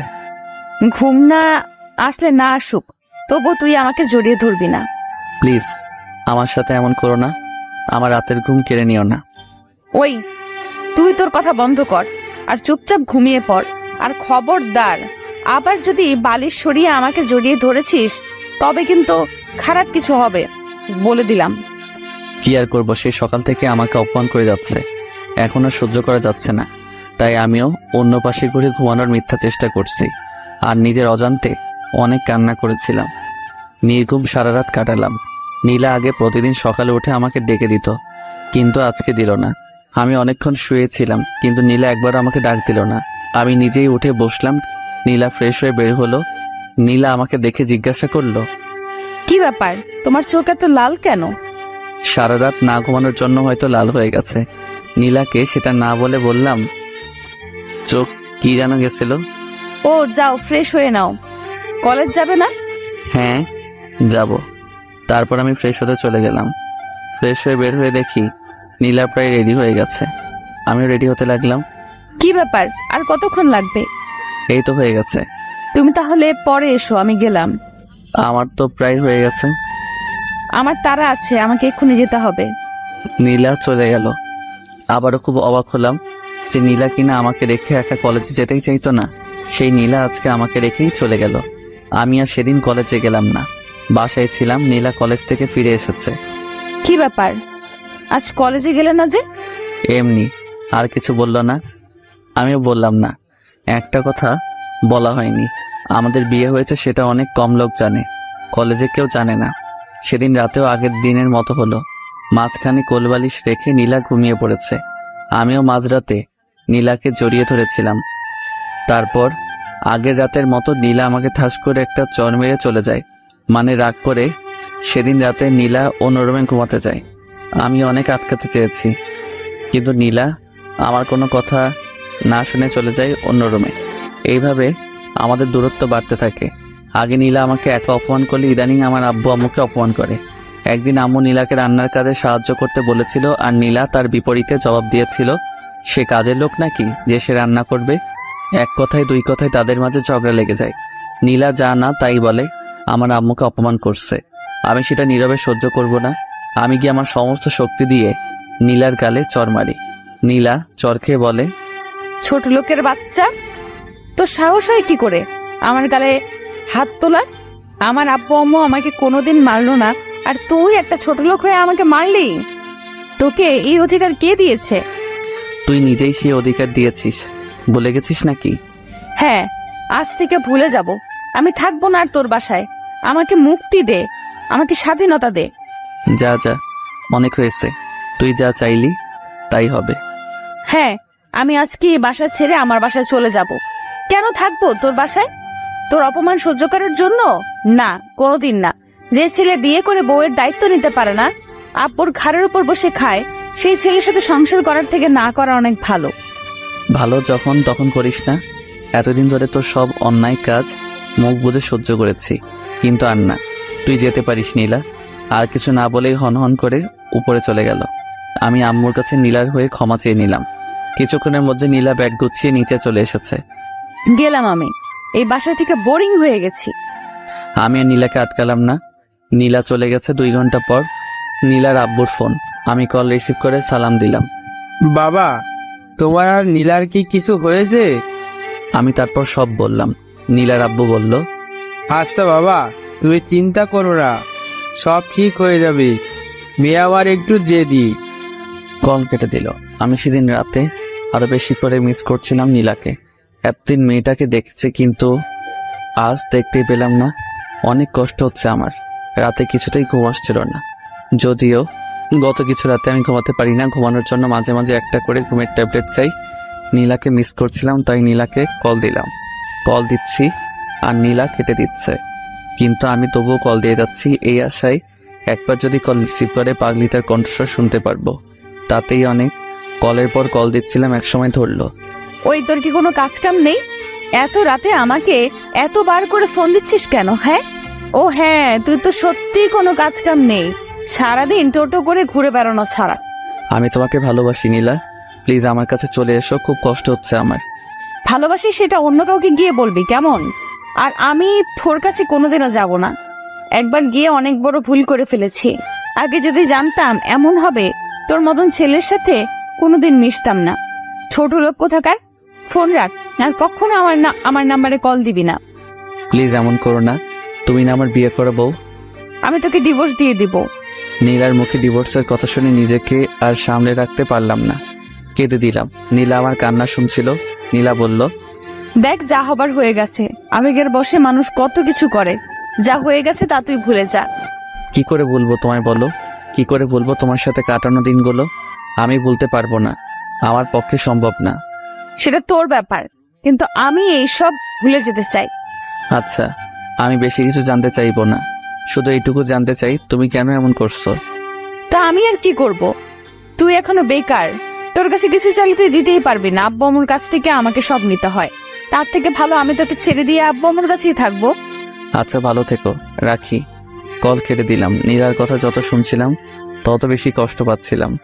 আমি বেকার বলে নীলা আমার থেকে দূরে সরে গেল। কিন্তু নীলা, আমি তো তোমাকে কাছে টেনে নিয়েছিলাম না, তুমি নিজেই টেনে নিয়ে আবার নিজেই দূরে সরিয়ে দিলে। কিন্তু কেন? ও হ্যাঁ, আমি তো বেকার, তার জন্য। এইভাবে কেটে গেল 15 দিন। আমি বাসা থেকে বের হই না, কলেজে যাই না, কিন্তু সামনে পরীক্ষা, তাই কলেজে যেতে হবে। আমাকে এখন দেখতে একদম পাগলের মতো। যেমন ছিলাম তেমনভাবেই কলেজে চলে গেলাম। আজকে হেঁটেই যাচ্ছি, সাইকেল ব্যবহার করি না, তুলে রেখে দিচ্ছি। কলেজে গিয়ে দেখি নীলা আর তার বান্ধবীরা আড্ডা দিচ্ছে। আমি নীলাকে দেখি নিজেকে ধরে রাখতে পারলাম না, ছুটে নীলার কাছে চলে গেলাম। নীলার কাছে যাওয়ার পর নীলার হাত ধরলাম। নীলা আমাকে দেখে রেগে গেছে, তার উপর হাত ধরেছে। নীলা আমাকে সজোরে একটা থাপ্পড় দিয়ে বলে, এই ছোট লোক, তোর সাহস কি করে হয় আমার হাত ধরার? নীলা, তুমি আমার। আমি তোর কি শুনি? আমি তোর কেউ না। আমার কথা পুরোটা শেষ করার আগে নীলা কথাটা বলল, আমার ভালো লাগছে না। গত কয়েকদিন ধরে সময় মতো খাই না, ঘুমাই না, শরীর এমনিতেই দুর্বল ছিল, তার উপর রোদে হেঁটে এসেছি, খুব খারাপ লাগছে। আমি চুপ করে দাঁড়িয়েছিলাম। কিরে, কিছু বলছিস না কেন? আমি আর দাঁড়িয়ে থাকতে পারছিলাম না, মাথাটা ঘুরছে, আমি বসে পড়লাম। কিরে, ভিক্ষা করবি নাকি? এমন ভাবে বসে আছিস কেন? কিছু বলছি না, চুপ করে বসে আছি। নীলা রেগে সেখান থেকে চলেই গেল। আমিও নীলার পেছন পেছন চলতে শুরু করলাম। খুব কষ্ট হচ্ছে, তবুও নীলার পেছন নিয়েছি। হঠাৎ আবারও আমার মাথা ঘুরে যায়। এইবার আর নিজেকে সামলাতে পারলাম না। মাথা ঘুরার কারণে এবার আমি পড়ে যাই, কিছু মনে নেই। আর তারপর যখন জ্ঞান আসে তখন দেখি কলেজের কিছু বড় ভাই আমার মাথায় পানি ঢালছিল। নীলা আমাকে দেখেও আমার কাছ থেকে চলে গেছে। এইবার সব থেকে বড় ধাক্কা খেলাম। আমি বড় ভাইয়াদের ধন্যবাদ দিয়ে বাসায় চলে আসলাম। যদিও ভাইয়ারা বলেছিল আমাকে বাসায় পৌঁছে দিবে, কিন্তু আমি তাদের কোনো সাহায্য নিয়েছিলাম না। আমি একাই বাসায় চলে আসি। আম্মু বলল, কি হয়েছে? আমি কোনো উত্তর না দিয়ে নিজের রুমে চলে গেলাম। তারপর ফুল সাউন্ডে গান ছেড়ে আমি প্রচণ্ড জোরে কান্না করতে শুরু করলাম। কান্না করছি তো করেই যাচ্ছি। একসময় নিজেকে বোঝালাম যে আমাকে ইনকাম করতে হবে, নীলাকে দেখিয়ে দিতে হবে। নীলা আমাকে অনেক অপমান করেছে। আর না, আমি গোসল করলাম, তারপর খেতে এলাম। গেল কয়েকদিন সময় মতো কিছু খাওয়া হয় না। এখন থেকে আগে নিজেকে ঠিক রাখবো, তারপর বাকি চিন্তা। আমি আর নীলার কথা ভেবে একদম কষ্ট পাবো না, অনেক হয়েছে। খেয়ে দিয়ে একটু বের হলাম। আমার এক বন্ধুর সাথে দেখা হলো, মানে স্কুল লাইফের। ওর আব্বু বড় এক কোম্পানি আছে। আর হ্যাঁ, আমি এসএসসি পরীক্ষার সময় ওকে অনেক কিছু দেখিয়েছিলাম। যদি আমি না দেখাতাম তবে বেচারা নিশ্চিত ফেল করত। বন্ধুর নাম রাফি। রাফি আমাকে দেখে আমার দিকে এগিয়ে এলো। হ্যাঁ দোস্ত, কি খবর? তোর চেহারা এমন হয়েছে কেন? তারপর রাফিকে সব বললাম। আরে এই ব্যাপার, আমি কালকে আব্বুকে বলে তোর জন্য কাজের ব্যবস্থা করে দিচ্ছি। হ্যাঁ দোস্ত, সেটা করলে অনেক ভালো হয়। তুই কোনো চিন্তা করিস না, ভাবি ভুল করেছে, দেখবি সব ঠিক হয়ে যাবে। হ্যাঁ, কাল তুই কাজে জয়েন করিস। তারপর রাফি আর আমি মিলে একটু ঘুরে বেড়ালাম। পরদিন সকালে আম্মুকে বললাম, আম্মু আমি অফিস যাচ্ছি। মানে অফিস? কিসের অফিস? তোর তো কলেজ আছে। আম্মু আমি আর পড়ালেখা করব না, আগে রোজগার করেই দেখিয়ে দিব আমিও পারি। হঠাৎ এমন কেন বলছিস বাবা? তোর কি টাকার দরকার? টাকার দরকার হলে আমাকে বল, আমি সব ব্যবস্থা করে দিচ্ছি। না আম্মু, আমার টাকার দরকার না, তবে যে জন্য আমি এমন করছি সেটা এতদিন তোমার কাছ থেকে গোপন রেখেছিলাম। কি গোপন রেখেছিলি বাবা? তারপর আমি আম্মুকে নীলার সব কথা বলি। এত কিছু হয়ে গেল আর তুই আজকে আমাদের বললি? আম্মু, আমি ভেবেছিলাম সব ঠিক হয়ে যাবে, কিন্তু সেটা তো আর হলো না। তাই আম্মু, আব্বু তো আমাকে বাইকের কথা বলেছিল। অফিস যখন করব একটা বাইক খুব দরকার। আব্বুকে বলে একটা ম্যানেজ করে দাও না। তুই কোনো চিন্তা করিস না বাবা, আজকে এই বাইক পেয়ে যাবি। আম্মুকে সালাম করে অফিসের উদ্দেশ্যে বের হলাম। একটা রিক্সা নিলাম। অফিসে যাওয়ার আগে আমি রাফিকে ফোন দিলাম। রাফি বলল, তুই অফিসে আয়, আমি অফিসেই আছি। আমি অফিস চলে গেলাম, কিন্তু দারোয়ান আমাকে ঢুকতে দিচ্ছে না। তাই আবার রাফিকে ফোন দিলাম। রাফি নিজেই নিচে চলে এলো। রাফি আমাকে নিয়ে তার বাবার কাছে চলে গেল। আব্বু, এই সোহেল আমার বন্ধু, যার কথা তোমাকে বলেছিলাম। আচ্ছা বাবা, তুমি পড়ালেখা বাদ দিয়ে হঠাৎ চাকরি করবে কেন? আমি তাকে আমার সব কথা বললাম। রাফির আব্বু আমার কথা শুনে বলল, বাবা, তুমি এক কাজ করো, তুমি চাকরিও করো, সাথে পড়ালেখাও করো। না স্যার, আমি চাকরিতেই আমার মনোনিবেশ করতে চাই। আমার কথা শুনে রাফির আব্বু আর কিছু বলল না, আমাকে কাজ দিয়ে দিল। কাজ খুব সহজ। কে কখন অফিসে আসলো সেটা লেখা, আর কে কি কাজ করছে সেগুলো মনিটর করা। বেতন নাকি 25,000 টাকা। যদিও আমি এই কাজে এত বেতন আশা করি নাই। রাফি আমাকে অফিস রেখে চলে গেল। রাফির আব্বু আমাকে আমার বসের সাথে পরিচয় করিয়ে দিল। বস আমাকে দেখে কেন জানি না জড়িয়ে ধরে কান্না করে দিল। আমি আর রাফির আব্বু এমন কাজে অবাক। কি ব্যাপার কামাল সাহেব, এমন ভাবে কান্না করছেন কেন? আসলে আমার ছেলের কথা খুব মনে পড়ে গেছিল। কেন, আপনার ছেলের কি কিছু হয়েছে? আসলে বাবা, ওনার ছেলে কিছুদিন আগে রোড অ্যাক্সিডেন্টে মারা যায়। ও স্যার, আমি সরি, আপনাকে মনে হয় কষ্ট দিয়ে ফেলেছি। না বাবা, কোনো কষ্ট না। তুমি কি নতুন? হ্যাঁ, আজ থেকে ও তোমার আন্ডারেই কাজ করবে। একটু বুঝিয়ে সুঝিয়ে দিও, একদম বাচ্চা ছেলে তো। আপনি কোনো চিন্তা করবেন না স্যার, আমি এই ছেলেকে এমন ভাবে তৈরি করব, দেখবেন একদিন আপনি এই ছেলেকে নিয়ে গর্ববোধ করবেন আর আমাকে ধন্যবাদ দিবেন। রাফির আব্বু আরো কিছু কথা বলে সেখান থেকে চলে গেল। আচ্ছা বাবা, তোমার বয়স তো একদম কম, তোমার তো পড়ালেখা করার বয়স, তুমি এই বয়সে চাকরি করবে কেন? আমি বসকেও সব বললাম। তুমি চিন্তা করো না, মন দিয়ে কাজ করো, আমি তো আছি। যদি কোথাও না বোঝো তাহলে আমাকে বলো, আমি তোমাকে সব বুঝিয়ে দিব। তারপর বস আমাকে কাজগুলো বুঝিয়ে দিল। আমি আমার কাজে লেগে গেলাম। যদিও প্রথম দিন ছিল, অল্প কিছু ভুল ছাড়া প্রায় সব কাজ ভালোভাবে করতে পেরেছিলাম। বস ও রাফির আব্বু এমনটা দেখে খুব খুশি হলো। আমি তো বিশ্বাস করতেই পারছি না তুমি এত নিখুঁত ভাবে কাজ করবে। স্যার, এই ছেলে আরো অনেক কিছু করবে। তোমার জন্য শুভ কামনা রইল।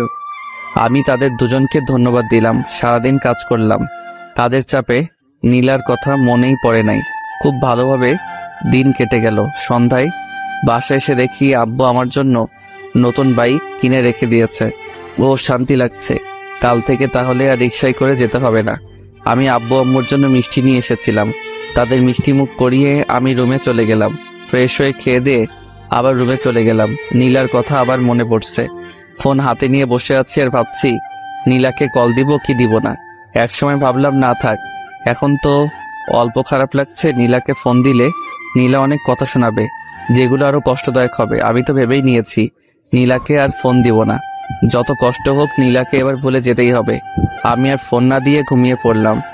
আম্মুর ডাক শুনে ঘুম ভাঙে। 8টায় অফিস যেতে হবে। আমি সে কথা আম্মুকে আগে থেকে বলে রাখছিলাম। আমি উঠে ফ্রেশ হয়ে নাস্তা করে নতুন বাইক নিয়ে বেরিয়ে পড়লাম। এক বন্ধু বাইক দিয়ে চালানো শিখেছিলাম, তাই কোনো প্রবলেম হবে না আশা করা যায়। আমি বাইক নিয়ে বের হয়েছি। কিছু দূর যেতেই দেখি তিশা দাঁড়িয়ে আছে। আমাকে দেখে তিশা ডাক দিয়ে বলে, এই সুহেল, একটু শোনো না। হ্যাঁ বলো। তুমি তো কলেজে যাচ্ছ তাই না? আমাকে সাথে নিয়ে যাবে? আসলে আমার গাড়ি কিছুদিন ধরে প্রবলেম দিচ্ছে। আমি তো অফিস যাচ্ছি। আচ্ছা উঠো, কলেজের সামনে দিয়েই তো যাব। তিশা উঠে বসে। আমি বাইক চালানো শুরু করি। আচ্ছা, তুমি পড়ালেখা বাদ দিলে কেন? এমনি একটা ভালো কাজ পেলাম তাই ছেড়ে দিলাম। তুমি তো আর কলেজে যাবে না তাই না? হ্যাঁ। আচ্ছা নীলা, তোমার এত ভালো বন্ধু ছিল, কিন্তু হঠাৎ কি এমন হলো তোমাকে নীলা সহ্য করতে পারে না? তুমি এত কথা বলো না তো, আমার সমস্যা হচ্ছে। কেন বলো না, এত ভালো ফ্রেন্ডশিপ নষ্ট হলো কিভাবে? এই, তুমি থামবে নাকি এখানে নামিয়ে দেব? তিশা আমার কথা শুনে চুপ হয়ে গেছে, আর কোনো কথা বলল না। কলেজের সামনে এসে নামো। তিশা যখন নামছিল তখন নীলা সেটা দেখেছিল, কিন্তু নীলার ভাব দেখে মনে হচ্ছিল ব্যাপারটা স্বাভাবিকভাবেই নিয়েছে। দেখেও না দেখার ভান করে চলে গেছে। আমিও তিশাকে নামিয়ে দিয়ে অফিসে চলে গেলাম। নিজের কাজে মন দিলাম। আগের থেকে অনেকটাই গুছিয়ে নিয়েছি নিজেকে। এখন আর নীলার কথা ভেবে কষ্ট পাই না। 15 দিন পর আমি অফিসে যাচ্ছি। তিশা আবার আমাকে ডাক দিল। আমি থামলাম। আচ্ছা, আমি প্রতিদিন দেখি তুমি একা একাই রাস্তা দিয়ে যাও। এক কাজ করবে, আমাকে প্রতিদিন নিয়ে যাবে, তাহলে আমার গাড়ির তেল খরচের টাকা বেঁচে যাবে আর কি। আমি ভাবলাম আমি তো একাই যাই, তিশাকে নিলে তেমন সমস্যা হবে না। আমি বললাম আচ্ছা। তুমি তো মনে হয় আজকে গাড়িতে যাবে না, তাই তো? তোমার বাইক থাকতে গাড়িতে কেন যাবো বলো তো? তাহলে কথা না বাড়িয়ে ওঠো। তিশা বাইকে উঠে পড়ল, তবে এমনভাবে আমার গা ঘেঁষে বসেছে আমার কাতুকুতু লাগছে। আচ্ছা, একটা কথা জিজ্ঞেস করি? হ্যাঁ করো। তোমার কি কোনো গার্লফ্রেন্ড আছে? না, আমার কোনো গার্লফ্রেন্ড নেই। যেটা জানতে চেয়েছো আমি সেটার উত্তর দিয়েছি। সত্যি আমার কোনো গার্লফ্রেন্ড নেই। যদি জানতে চাইতো বউ আছে কিনা, তাই বলতাম হ্যাঁ আছে। তবে সেটা এখন শুধু কাগজে কলমে, কবে জানি না ডিভোর্স লেটার হাতে পাবো। তাহলে তো ভালোই হলো। কিসের ভালো আর কেন ভালো? আমি প্রতিদিন তোমার বাইকে যাব, কেউ কিচ্ছু বলবে না তাই। কথা বলতে বলতে কলেজের সামনে চলে এসেছি। সেদিনও নীলা দেখলো কিন্তু কোনো রিয়াক্ট করলো না। এইভাবে আমি এখন প্রতিদিন তিশাকে কলেজে ছেড়ে দেই। নীলা প্রথম কোনো রকম রিয়াক্ট না করলো, ইদানিং দেখি নীলা কেমন ভাবে যেন তাকিয়ে থাকে। মাঝে মাঝে মনে হয় খুব রেগে আছে, কিন্তু আমি সেই দিকে কোনো খেয়াল করি না। আমি এমন ভাবে নীলার দিকে তাকিয়ে থাকি কেউ বুঝতে না পেরে। আজকে আমি প্রথম বেতন পেয়েছি, খুব ভালো লাগছে নিজের ইনকাম করা টাকা হাতে পেয়ে। অফিস থেকে বের হয়ে আমি শপিং মলে গেলাম। সেখান থেকে আব্বু আম্মু আর নীলার জন্য কিছু জামা কাপড় কিনলাম। বাসায় এসে আব্বু আম্মুকে আমার প্রথম রোজগারের টাকা দিয়ে কিনা জিনিসগুলো দিলাম। আব্বু আম্মু এত খুশি হলো বলে বোঝানো যাবে না। পরদিন আমি একটু আগে বাসা থেকে বের হলাম, সাথে নীলার জন্য কেনা শাড়ি নিয়ে কলেজে গেলাম। দেখলাম নীলা তার বান্ধবীদের সাথে বসে আছে। আমি গিয়ে নীলাকে ডাক দিলাম। নীলা উঠে এলো। কি ব্যাপার, ডাক দিলি কেন? এই নাও, এটা তোমার জন্য, আমার রোজগার করার টাকা দিয়ে কিনেছি। শাড়িটা নীলার দিকে এগিয়ে দিয়ে বললাম। নীলা সেটা না নিয়ে আমাকে অনেক কথা শুনিয়ে চলে গেল। মনটা আবার খারাপ হয়ে গেল। আমি শাড়ি নিয়ে বের হচ্ছিলাম, তখন দেখি তিশা আসছে। তিশা আমাকে দেখে আমার দিকে রেগে আসছে। আমার কাছে এসে, তাই তুমি আমাকে আজ রেখে আসছো কেন? এমনি। তোমার হাতে কি? শাড়ি। নিশ্চয়ই আমার জন্য এনেছো, আর আমাকে সারপ্রাইজ দিবে বলেই আগেই চলে আসতো, তাই না? হ্যাঁ। না মানে? হয়েছে, আর বলতে হবে না। শাড়ি এনেছো, কিন্তু সেটা দেবার মতো সাহস নেই, ভীতু কোথাকার। তিশা আমার হাত থেকে শাড়ির প্যাকেট নিয়ে নিল। শাড়ি বের করে দেখে বলল, খুব সুন্দর হয়েছে। তাহলে আমি আজ যাই, অফিসে দেরি হয়ে যাচ্ছে। আর একটু থাকো না। না, দেরি হয়ে যাবে। চলে গেলাম। পরদিন সকালে দেখি দিশা আমার দেওয়া শাড়ি পরে দাঁড়িয়ে আছে। এই তোমার ড্রেস কই? আজকে তো কলেজে অনুষ্ঠান আছে, তাই আমি শাড়ি পরেছি। আমি তিশাকে বাইকে তুলে নিলাম। কলেজের সামনে যখন নামিয়ে দিচ্ছিলাম, তখন দেখি নীলা তার বান্ধবীদের সাথে আসছে। নীলাকে শুনিয়ে বললাম, তিশা একটা কথা বলি। হ্যাঁ বলো। তোমাকে এই শাড়িটা অনেক সুন্দর মানিয়েছে। এই শাড়িটা তোমার জন্যই পারফেক্ট। সবাইকে তো আর সবকিছুতে বানায় না, এই শাড়ি শুধু তোমাকেই মানায়। ও হ্যাঁ, আমি তো ভুলেই গেছিলাম। কি আছে এতে? খুলেই দেখো। খুলে দেখি একটা ঘড়ি। তোমার জন্য। খুব সুন্দর। পরো। তুমি পরিয়ে দাও। আমরা যখন কথাগুলো বলছিলাম, নীলা একটু দূরে দাঁড়িয়ে আমাদের সব কথা শুনতেছিল। তিশা আমাকে ঘড়ি পরিয়ে দিচ্ছে। তখন নীলার দিকে তাকিয়ে দেখি চোখ দুটো লাল হয়ে গেছে, চোখ দিয়ে পানি পড়ছে, আর আমাদের দিকে করুণ দৃষ্টিতে তাকিয়ে আছে। আমি নীলার দিকে যখন তাকালাম, নীলা তাড়াতাড়ি করে চোখ মুছে নিল। তিশা, তোমাকে অনেক ধন্যবাদ। ধন্যবাদ দেওয়ার কি আছে? সত্যি বলতে ঘড়িটা তোমার হাতে না অনেক ভালো মানিয়েছে। হ্যাঁ, তোমার পছন্দ আছে, সবাই তো আর তোমার মতো পছন্দ করতে পারে না। আবার নীলার দিকে তাকিয়ে দেখি আবার চোখ দিয়ে পানি পড়ছে, তবে আগের থেকে বেশি। কিন্তু নীলা এত কান্না করছে কেন? দূর, সেটা আমার দেখার বিষয় না। তিশা, আমি যাই, অফিসে দেরি হয়ে যাচ্ছে। হ্যাঁ যাও, দেখে শুনে যেও। আমি অফিসে চলে গেলাম। নীলার জন্য মায়া হচ্ছে। ও যখন কান্না করছিল একদম শিশুদের মতো লাগছিল। আমি এত কিছু না ভেবে নিজের কাজে মন দিলাম। সারাদিন কাজ করে খুব ক্লান্ত হয়ে গেছে। অন্যদিনের তুলনায় আজকে একটু বেশি কাজ ছিল। অফিস শেষ করে বাসায় ফিরবো, তখন তিশার ফোন। হ্যালো। হ্যালো। এই, তুমি কান্না করছো কেন? তিশা কিছু না বলে কান্না করেই যাচ্ছে। কি ব্যাপার, তুমি কান্না করছো কেন? তিশা কিছু না বলে শুধু এইটুকু বললো, তাদের বাসায় যেতে হবে। কেন, তোমাদের বাসায় কি? প্লিজ আসো না একটু। আমি আর কথা বাড়ালাম না, তিশাদের বাসায় চলে গেলাম। বাসার কলিং বেল চাপার সাথে সাথে দরজা খুলে দিল। তুমি কে বাবা? জি, আমি সোহেল। তিশা আমাকে আসতে বলেছে। ও, তুমি সেই। আসো বাবা, ভেতরে এসো। দেখো না মেয়েটা সেই কখন থেকে কেঁদে যাচ্ছে। আমি তিশার কাছে গিয়ে বললাম, এই তুমি অমন ভাবে কাঁদছো কেন? নীলা বলছে সে নাকি তোমার গার্লফ্রেন্ড। তিশার এমন কথা শুনে আমি তো অবাক। আমি বললাম, কখন বলছে এই কথা? সকালে যখন তুমি চলে গেলে তখন। আমি কি বলবো, আমার কিছু বলার নেই, শুধু রাগ হচ্ছে নীলার উপর। এইভাবে আমাকে কালার করলো কেন? আচ্ছা, নীলা যদি আমার গার্লফ্রেন্ড হয়েও থাকে, এতে তোমার কান্না করার কি আছে? কি নেই সেটা বলো, আমি তোমাকে অন্য কারোর সাথে ভাগ করে নিতে পারবো না। মানে এখানে ভাগাভাগির কি আসলো, কোথা থেকে? সেটা তুমি বুঝবে না। তুমি তো মনে হয় অফিস থেকে আমাদের বাসায় আসছো, তাই না? হ্যাঁ, বাসায় যাওয়ার সুযোগ দিলে তো আমি বাসায় যাব। আচ্ছা যাও, তুমি ফ্রেশ হয়ে আসো, আমি আম্মুকে বলে খাবার দিচ্ছি। না, আমি বাসায় গিয়ে খাবো। তুমি আমাদের বাসায় না খেলে কিন্তু আমি কান্না করব, আর আমিও কিচ্ছু খাবো না। কি পাগলি মেয়ে রে বাবা। তিশার পাগলামির কারণে আমি তিশাদের বাসায় সেদিন খেয়ে বাসায় ফিরলাম। বাসায় এসে আব্বু আম্মুর সাথে কিছু কথা বলে রুমে চলে গেলাম। ঘুমানোর জন্য প্রস্তুতি নিচ্ছি, ঠিক তখন অচেনা একটা নাম্বার থেকে কল আসে। আমি কল রিসিভ করলাম। সালাম দিয়ে বললাম, কে? ওপাশ থেকে একটা মেয়েলি কণ্ঠ বলে, আমি কি সেটা না জানলেও চলবে। তা আজকাল দেখছি বাসায় বউ রেখে অন্য মেয়েদের সাথে ঘোরাঘুরি হচ্ছে। সরি, আপনি মনে হয় কোথাও ভুল করছেন। ভুল কেন করতে যাব? আমি তো ঠিকটাই বললাম। আপনি পুরোপুরি ভুল বলছেন। আমার বাসায় কোনো বউ নেই। আপনি মনে হয় ভুল নাম্বারে কল দিয়েছেন। আচ্ছা, আমি একটু চেক করে নিচ্ছি। কিছুক্ষণ পর মেয়েটি, সরি ভাইয়া, খুব দুঃখিত, আসলে আপনার নাম্বার আর আমার ফ্রেন্ডের নাম্বার প্রায় সেম, শুধু যেখানে 5 হবে সেখানে 4 দিয়ে ফেলেছি। আমি খুব সরি। সেটা বুঝলাম, তা আপনার ফ্রেন্ড কি করেছে জানতে পারি? আসলে আমার ফ্রেন্ড বিয়ে করেছে, 1 বছর হতে চলেছে। আজ দেখি অন্য একটা মেয়ের সাথে ঘুরছে। আচ্ছা, একটা কথা বলি, হ্যাঁ, অন্য মেয়ের সাথে ঘুরলেই কি প্রেম হয় নাকি? হতে পারে তারা পুরনো ফ্রেন্ড, অনেকদিন পর দেখা হয়েছে তাই। হ্যাঁ, আমি যতদিন জানি মেয়েটি আমার ফ্রেন্ডের অনেক আগেকার বন্ধু। আচ্ছা, আমি আর একটা কথা বলি, আপনার ফ্রেন্ড যদি আপনাকে নিয়ে ঘুরে বেড়ায় তাহলে কি আপনার সাথে তার প্রেম হবে? মেয়েটি মনে হয় আমার কথায় কিছুটা লজ্জা পেল, বলল, হ্যাঁ সত্যি বলেছেন, আমারই এমন ভাবে ভাবা উচিত হয় নাই। হ্যাঁ, কোনো কিছু ভালো করে না জেনে আগে মন্তব্য করবেন না। আমিও কল কেটে দিলাম। খুব ঘুম পাচ্ছে। পরদিন আম্মুর ডাকে ঘুম ভাঙে। শোন, তুই অফিস থেকে ছুটি নিয়ে নে। কেন আম্মু? হঠাৎ ছুটি নিব কেন? অনেক দিন হলো আমরা সবাই কোথাও ঘুরতে যাই না। কিন্তু আব্বু। কোনো কিন্তু নয়। আমি আর কি করব, ছুটি নিয়ে নিলাম। 7 দিনের ছুটি। শুধু বসকে বলেছিলাম আব্বু আম্মুর সাথে একটু বেড়াতে যেতে হবে। বস আর কিছু বলল না। আমি আম্মুকে বললাম, হঠাৎ খালার বাসায় কেন যাচ্ছি? আরে আমরা কিছুদিনের জন্য বেড়াতে যাব তাই। ও আচ্ছা, তাহলে তো ট্রেনে যেতে হবে। তাই টিকিট কেটে ট্রেনে উঠে পড়লাম। আব্বু আম্মুর সাথে আমার সিট পড়ল না। ভাগ্য খারাপ, অন্য জায়গাতে বসতে হয়েছে।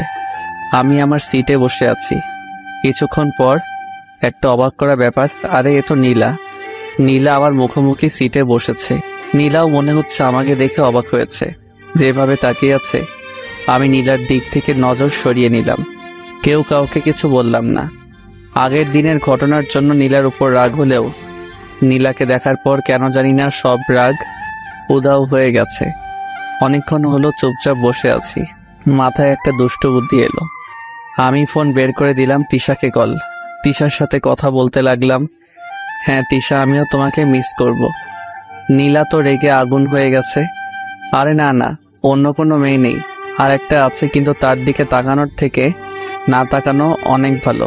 হ্যাঁ আচ্ছা, আমি আমার খেয়াল রাখবো, তুমি তোমার খেয়াল রেখো। নীলা আগের থেকে বেশি রেগে গেছে আর চোখ দুটি লাল হয়ে গেছে। আরে তুমি আগে বললে তোমাকে সাথে নিয়ে আসতাম। সত্যি বলতে একা একা বের হচ্ছি। নীলা এবার কেঁদেই দিছে। হ্যাঁ, এইবার তো একসাথে যাওয়া হলো না। আমি ঢাকাতে ফিরে তোমাকে নিয়ে অনেক জায়গায় ঘুরবো, অনেক জায়গায়। নীলা এবার আর বসে না থেকে দাঁড়িয়ে আমার হাত থেকে ফোন কেড়ে নিয়ে নিজের ব্যাগে ঢুকিয়ে রাখলো। এটা কি হলো? আপনি আমার ফোন নিলেন কেন? আমার ইচ্ছে হয়েছে তাই নিলাম। দেখুন, আমি ফোন ছাড়া চলতে পারি না। আমার ফোন আমাকে ফেরত দিন। নীলা তারপর যা করলো সেটা হলো ফোনের সিম খুলে আমাকে ফোন দিয়ে দিল। এটা কি হলো? আমি নেট চালাবো কিভাবে? কেন? নেট চালিয়ে ওই ডাইনির সাথে কথা বলবি, তাই না? দেখুন, আমার সিম আমাকে ফেরত দিন। না, সেটা পাবি না। আব্বু আম্মুকে ফোন দিব তো? এই নে, আমারটা দিয়ে দে। দৌড়, ভালো লাগে না। আমার জিনিস আমাকে ফেরত দিচ্ছে না। মনে হচ্ছে সিমটা নীলার বাবার কেনা। আমি আর কিছু বললাম না। চোখ বন্ধ করে 2 কানে হেডফোন গুজে গান শুনতে লাগলাম। কে যেন আমার কান থেকে হেডফোন খুলে নিল। আমি চোখ খুলে দেখি নীলা। এই আপনার সমস্যা কি শুনি? আপনি আমার জিনিসে যখন তখন হাত দেন কেন?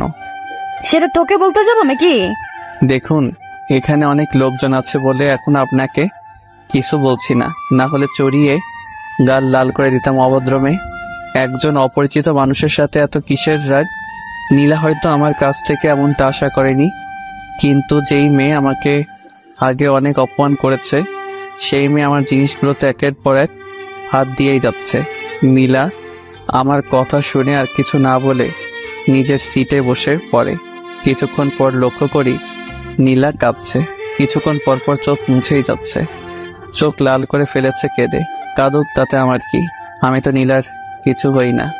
চট্টগ্রাম পৌঁছে গেছি, ট্রেন থেকে নামবো। তার আগে নীলার দিকে আরো একবার ভালো করে তাকিয়ে দেখি নীলা তখনও কাঁদছে, চোখ ভয়ঙ্কর লাল হয়ে গিয়েছিল। ইচ্ছে করছিল চোখের পানি মুছে দিতে, কিন্তু যখনই নীলার করা অপমানগুলোর কথা মনে পড়ল তখনই আমার রাগ উঠে গেল। আমি নীলাকে রেখেই ট্রেন থেকে নামলাম। আব্বু আম্মুকে খুঁজে পেতে তেমন সমস্যা হয়নি, তাদের সাথে খালার বাসায় চলে গেলাম। গত 7 দিনে কারোর সাথে কোনো কথা হয়নি। কি করে হবে, সিম নেই, আর আমি ফেসবুকিং খুব কম করি। 7 দিন পর ঢাকাতে চলে আসি। অফিস যাওয়ার জন্য বাসা থেকে বের হয়েছি। কিছু দূর এগোতেই দেখি তিশা দাঁড়িয়ে আছে। আমি তিশার কাছে যেতেই, ওই হারামি, এই 7 দিনে একবারও ফোন করলি না কেন? আর তোর ফোন বন্ধ ছিল কেন? হারামি বিলাই। এই তুমি রাগ করো কেন? আমার সিম হারিয়ে গেছে। মিথ্যা বলার জায়গা পাস না। ফোন না হারিয়ে সিম হারিয়ে গেছে, এমন একটা দিব না। ওরে বাবারে, এই মেয়ে তো পুরাই গন্ডি। এই তুমি কি বলছো? আমাকে আব্বু হতে দিবে না মানে? ও সরি, সেটা হবে না, কারণ কেউ একজন তো তোর সন্তানের আম্মু হবার জন্য অপেক্ষা করছে। আচ্ছা আমি চলি তাহলে। চলবি মানে? আমি এতক্ষণ তোর জন্য অপেক্ষা করে আছি, আমাকে একা রেখে তুই চলে যাবি? তাহলে তাড়াতাড়ি ওঠো। তারপর তিশা উঠে বসলো, আমিও বাইক চালাতে শুরু করে দিলাম। কলেজে নামিয়ে দিলাম। আচ্ছা যাও, আর শোনো, তোমার নাম্বার দিয়ে ফোন দিও, কথা আছে। আমি তিশাকে বিদায় জানিয়ে সেখান থেকে চলে গেলাম।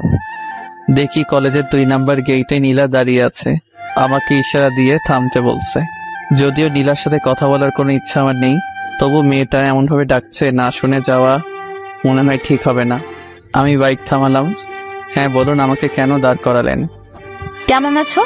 ওই আমি কেমন আছি না আছি সেটা জানার জন্য কি আপনি আমাকে দাঁড় করিয়েছেন নাকি? কোনো কাজ কাম নেই, থাকেন তো আজাইরা যত সব। এমন ভাবে বলছো কেন? কেমন ভাবে বললাম আমি? রাস্তা ছাড়ুন, আমার অফিসের দেরি হয়ে যাচ্ছে। অফিস করতে কে বলেছে পড়াশোনা বাদ দিয়ে? সেটা আপনার থেকে ভালো কেউ জানে না। আমার রাস্তা ছাড়ুন। এই নাও তোমার সিম কার্ড। আমি নীলার কাছ থেকে সিম নিয়ে চলে এলাম। কি দরকার এমন মানুষের সাথে কথা বলার, যে কিনা কোনো একদিন আমাকে জানা তাই বলে অপমান করেছে? আমি যখন চলে আসছিলাম বাইকের লুকিং গ্লাস দিয়ে দেখছিলাম নীলা আমার দিকে তাকিয়ে আছে আর চোখ মুছছে। আমি অফিসে চলে গেলাম। অফিসের বসের সাথে কিছু কথা বলে আমার কাজে আমি মন দিলাম। অনেক দিনের কাজ পড়ে আছে, কাজ করতে করতে হাঁপিয়ে গেলাম। তবুও কাজ শেষ হয় না। আমি মনে মনে বললাম, আর কোনোদিন ছুটি নিয়ে বেড়াতে যাব না। সারাদিন কাজের চাপে মাথা ধরে গেছে। রাতে বাসায় ফিরলাম। এইভাবে চলে গেল আরো কিছুদিন। শুক্রবার শুয়েছিলাম, বিকালের দিকে তিশার ফোন। হ্যাঁ বলো। এই, তুমি না আমাকে বলেছিলে আমাকে নিয়ে ঘুরতে যাবে? হ্যাঁ কথা ছিল তো। তাহলে চলো না, আজকেই আমরা ঘুরতে যাব। কিন্তু প্লিজ, কোনো বারণ দেখিও না, চলো না। আচ্ছা তুমি রেডি হও, আমি বের হচ্ছি। তারপর তিশাকে নিয়ে ঘুরতে বের হলাম। আমরা যখন বাইকে করে যাচ্ছিলাম নীলা আমাদের দেখেছিল পার্কের একটা বেঞ্চে। আমি আর তিশা বসে গল্প করছিলাম। হঠাৎ কে এসে আমার শার্টের কলার ধরলো। আমি পেছন করে দেখি নীলা। কিছুটা ভয় পেয়ে যাই। আপনি করছেন কি? আয়, তোর সাথে আমার কথা আছে। কিন্তু আপনার সাথে আমার কোনো কথা নেই। আরে যাও তো, দেখো কি বলে। নীলা আমাকে তখন এক প্রকার জোর করে অন্য এক জায়গাতে নিয়ে গেল। ওই, তোর লজ্জা করে না বিয়ের পর অন্য কোনো মেয়ের সাথে ঘুরে বেড়াতে? না, আমার লজ্জা করে না। আর আমার বিয়ে কবে হলো? আমার বউকে, আমার বাসায় তো কোনো বউ নেই। এত কিছু বলার কি আছে? তুই সত্যি একটা চরিত্রহীন ছেলে, তোর চরিত্র ঠিক নেই। 2টা চড় আমি নীলার গালে বসিয়ে দিলাম আর বলতে লাগলাম, ওই তুই আমার চরিত্র খারাপের কি দেখেছিস? আর শোন, তুই আমার পেছনে কেন এভাবে লেগে আছিস? আমি তো তোকে মুক্তি দিয়ে দিয়েছি। তুই থাক না, তোর মতন আমাকে জ্বালাতে কেন আসছিস? কারণ তুই আমার স্বামী। আমি তোর সাথে অন্য কোনো মেয়েকে সহ্য করতে পারি না। দেখ, আমাদের স্বামী স্ত্রীর সম্পর্ক তো অনেক আগেই শেষ হয়ে গেছে। শুধু কাগজে কলমে আছে। আমাকে পেপার পাঠিয়ে দিস, আমি সাইন করে দিব।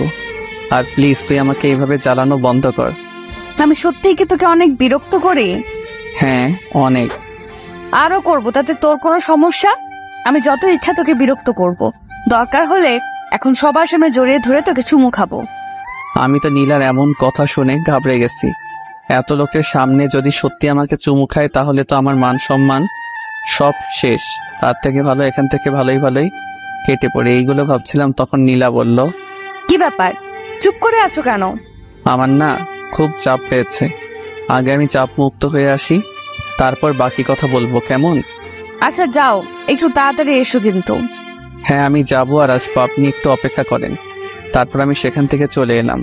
আমি তিশাকে ফোন করে বলেছিলাম আমার কিছু কাজ আছে, তাই বাসায় যেতে হবে। তারপর আমি সেখান থেকে সোজা বাসায় চলে আসি। এসে মাত্র রুমে এলাম আর তখনই নীলার ফোন। অসহ্য লাগে, তাও কেন বারবার আমাকে ফোন দিবে? এই আপনার কি কোনো কাজ কাম নেই? যখন তখন আমাকে এভাবে ফোন দিবেন না। সেটা পরে ভেবে দেখা যাবে, তার আগে তুই বল, আমাকে রেখে পালিয়ে গেলি কেন? আমার ইচ্ছা হয়েছে তাই এসেছি, আপনার সাথে আমার তো কোনো কথা নেই। তাহলে আমি শুধু শুধু আপনার সাথে কিসের কথা বলতাম জানতে পারি? তোর কিছু বলার থাকতে নাই পারে, কিন্তু আমার তোকে বলার মতো অনেক কথা আছে।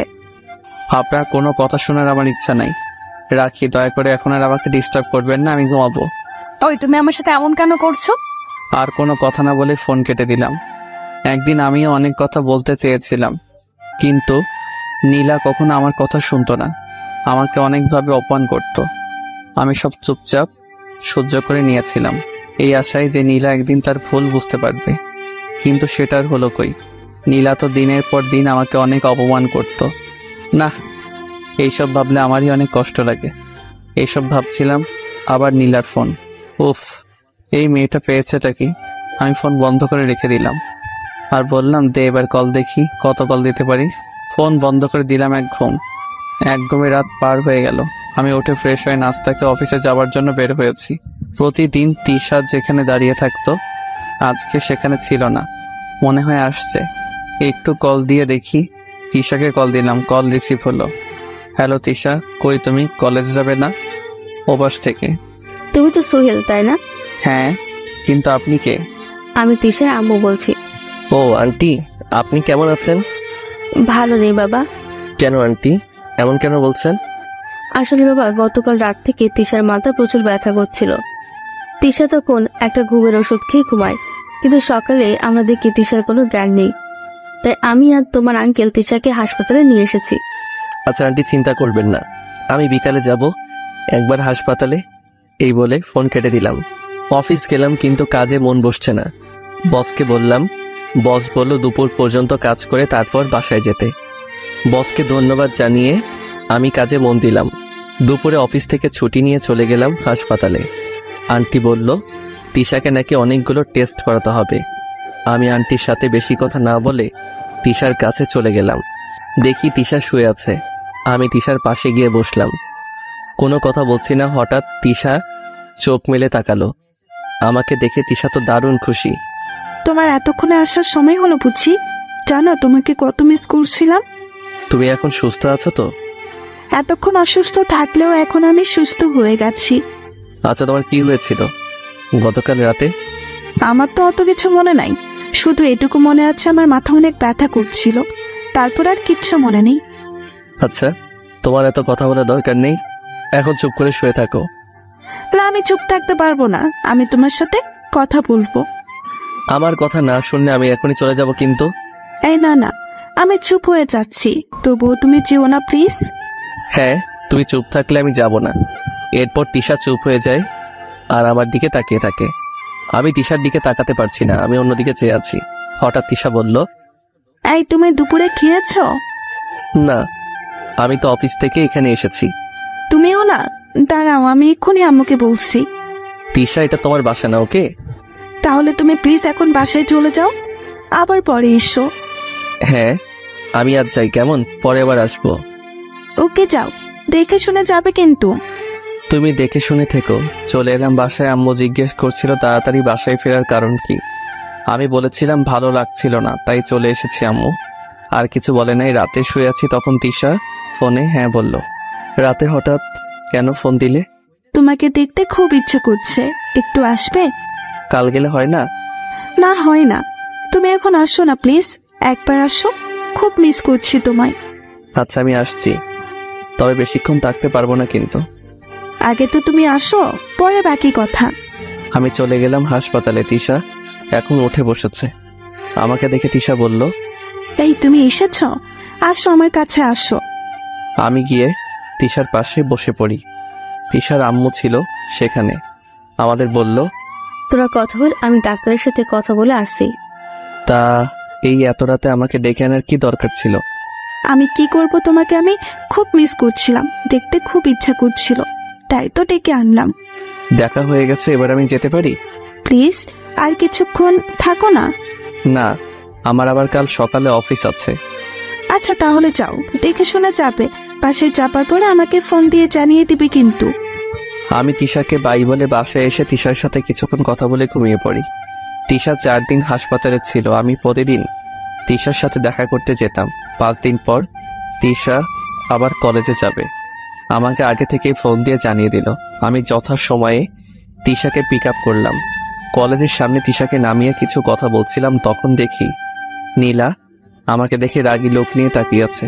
নীলাকে আরো একটু রাগানোর জন্য তিশার সাথে আরো হেসে হেসে কথা বললাম। তাদের কাজ হলো নীলা আরো রেগে গেছে। তারপর আমি তিশাকে বাই বলে অফিসে চলে গেলাম। এইভাবে আরো 10 দিন কেটে গেল। আমি একটা বিষয় খেয়াল করলাম, তিশা দিন দিন কেমন জানি শুকিয়ে যাচ্ছে, চোখের নিচে কালি পড়ে গেছে।